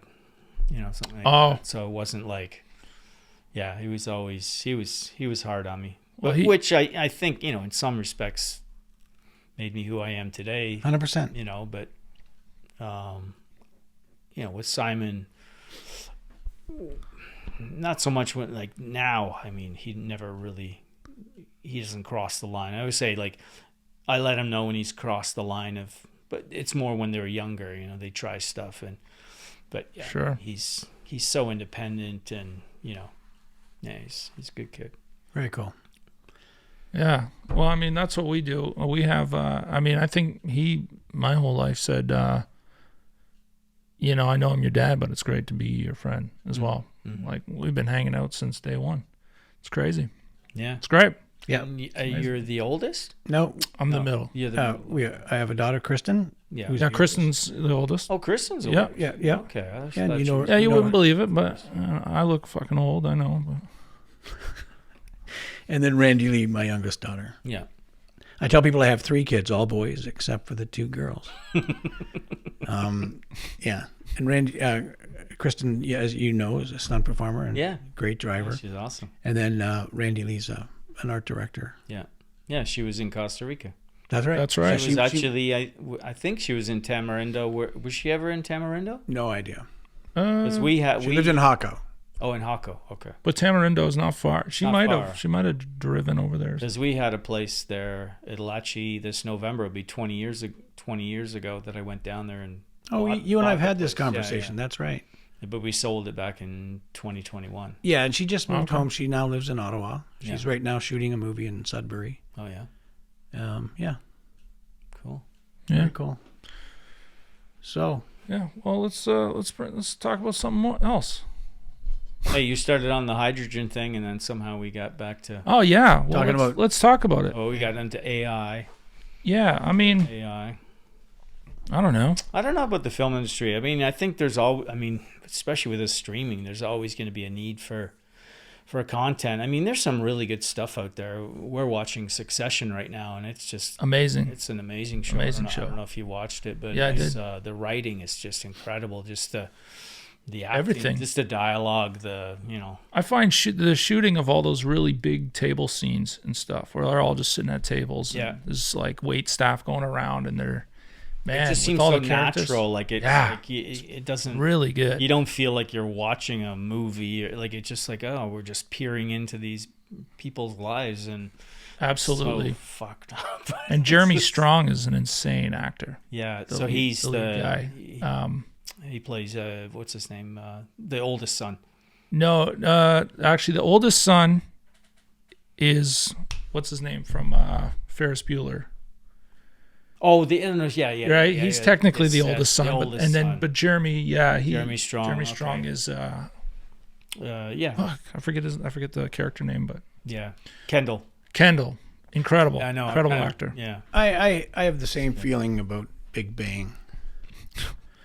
Just like I'm Big Bang peering Theory. into their lives. I never watched that show. They're right. Leonard and yeah, No, I never watched funny. that show. But yeah, there are some really good shows on, and just started watching the new Apple. Oh, what's it called? Masters of the Air. About the there's a band of brothers. There's the oh yeah. Now this is the Air Force one. Spielberg and Tom Hanks did. There's no denying television is becoming incredibly good. Yeah.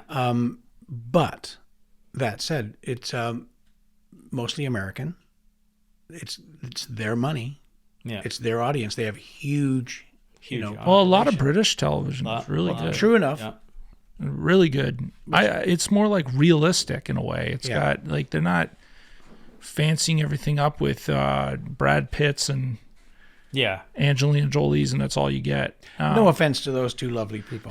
Yeah, but you know what I mean. It's just Hollywood is just like good-looking people, and then everything else comes after, or like everything's about.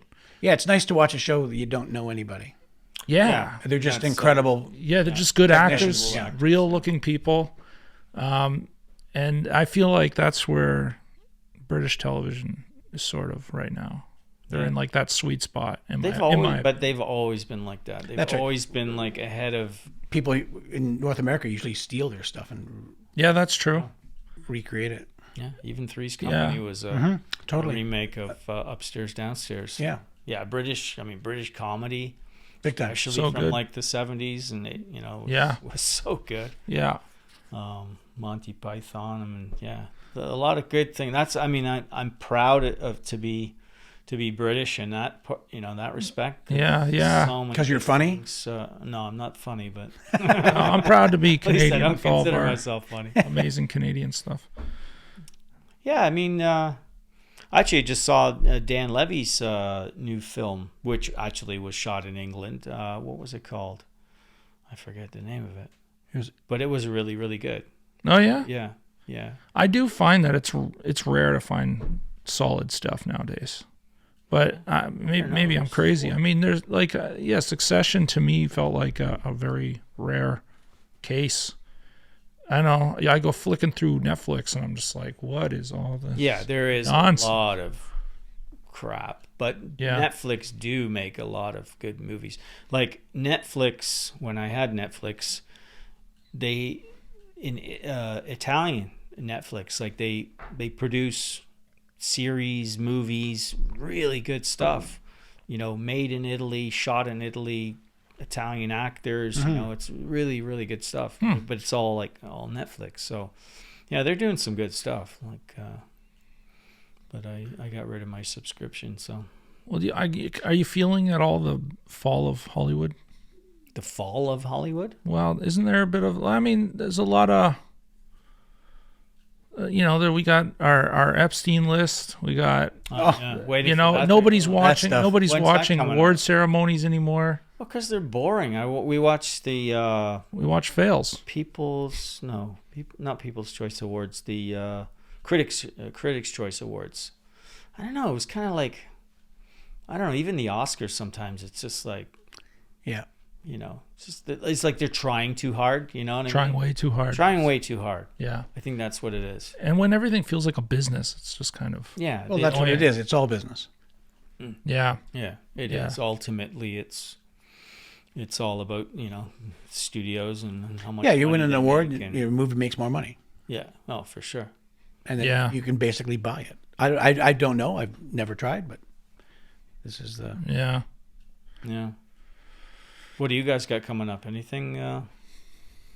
Um, Anything on the books? I have a series coming back for our third season this spring, called The Way Home on the Hallmark Channel, I believe. Beautifully shot, beautiful movie, great acting, good stories. But other than that, we're just waiting. Yeah, I know. Not like no car. There was a couple of car commercials that like popped up. They were bidding, but then didn't get awarded here. So We have some nice things happening with some investors. Andrew's continuing to write every day. I write every day. yeah, So Absolutely. we're working on some of our own things, and we have some really, really nice things happening. But nothing I'm going to speak to you about on this. yeah. Yeah, not yet. A few months, maybe. Yeah, no, you keep that. You know, Yeah, that yeah. close to your chest, right? But, you know, this has never been, you know, I guess it's February now. February 2nd.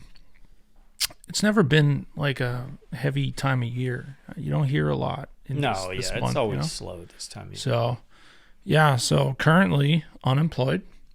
You know, I employ myself with lattes and. Your residuals must be just pouring in. Well, Get those checks. we every- won't have to. We don't talk about that either. No. Yeah. No, I had a good fall, so I won't complain. Yeah. Yeah, it helps hold me through. Yeah. Yeah. I mean, it's like, it's not like you're, you know, spending, you know, as soon as your paycheck comes in, it's like, oh, boom, it's gone. Yeah. It's like, that's No, how no. it is. If you work in this industry long enough, you realize Yeah. it's an average of the entire year. Like we make good money when we work on set, but I couldn't do it every single day. You know, like Yeah. that no, it's true. grind that, like, I don't know how people do it, like on series, and they're on a series for 8 months and they're working Yeah, 10, 12 hours a it's a day, special They discipline. live it. Saturdays, and Yeah, they live it. I couldn't do it. I mean, I used to do it when I was younger. When I was booming, I would work on movies and TV series and whatnot. But I was young and hungry, and, you know, didn't have a family and Sure. stuff. But yeah, as you get older, it's like, whew, I don't know. I don't work to live. I live to work. No, it's the other way around. It's the other way. The other way around. But yeah, I mean, time is a currency too, Yeah. you know, and I work to live. It's a hard one to buy. So, yeah, sometimes you got to give up $1 for a minute at a time, you know. Yeah, no, for sure, because you don't get it back. But yeah, I mean, in my opinion, 2024 looks exciting. Number one, in terms of stunt work, I imagine that a lot of shows are going to flood back into the market after the I think strikes and all that stuff.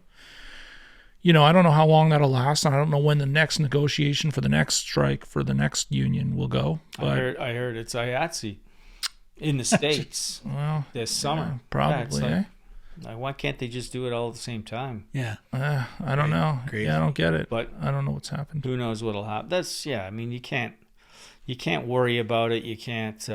That's one thing I've never worried about money. It's just, I don't know. Maybe it's silly to say, or arrogant. I don't know, arrogant, whatever. I've just never worried about it. It just always seems to find its way to me. Like, you know, so it's how it's been my entire life. So, but yeah, that's it. That's how I work anyway. Yeah, and I guess when you do this long enough too, you just get used to the lifestyle. You know, I don't think about a paycheck coming with any guarantee. Yeah. You know, so I'm always holding on to a little bit of something.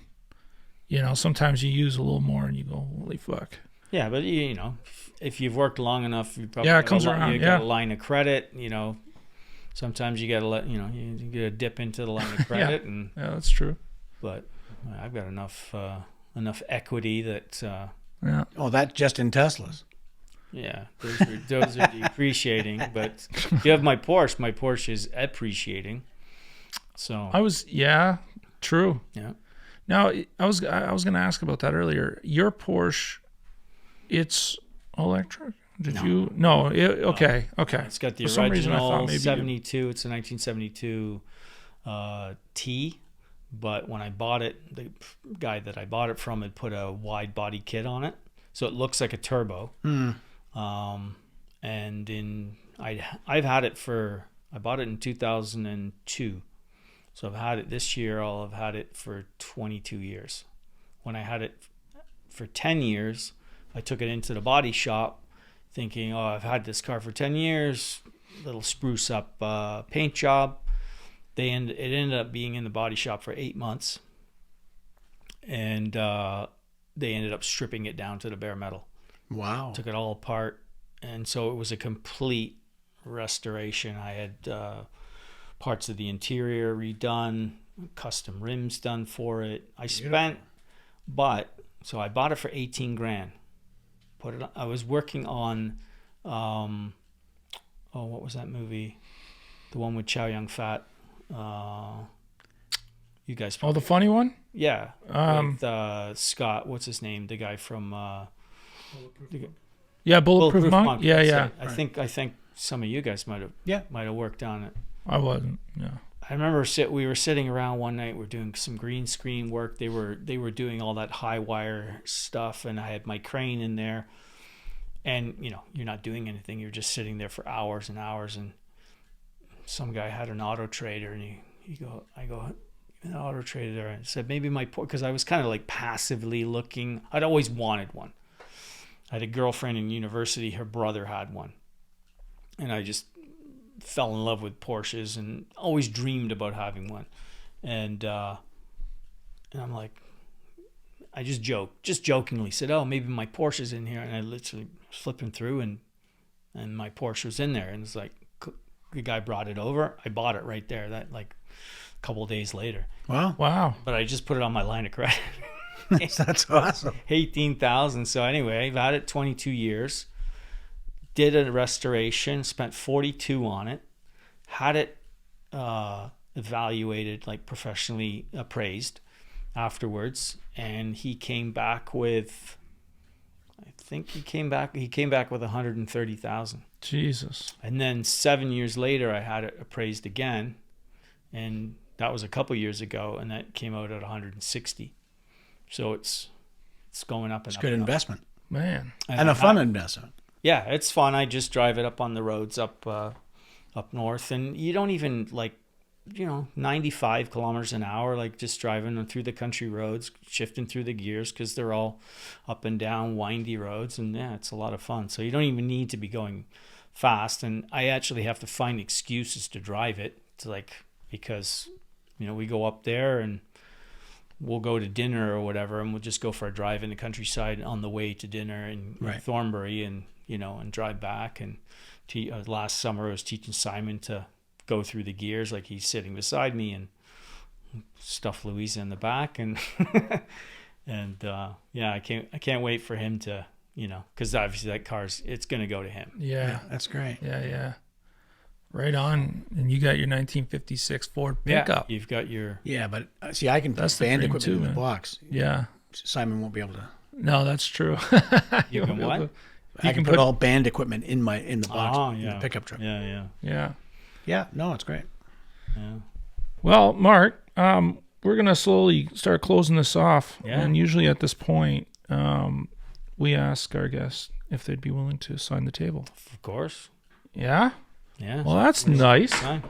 You could be the first to deny it. That would be weird. We'd talk him into it.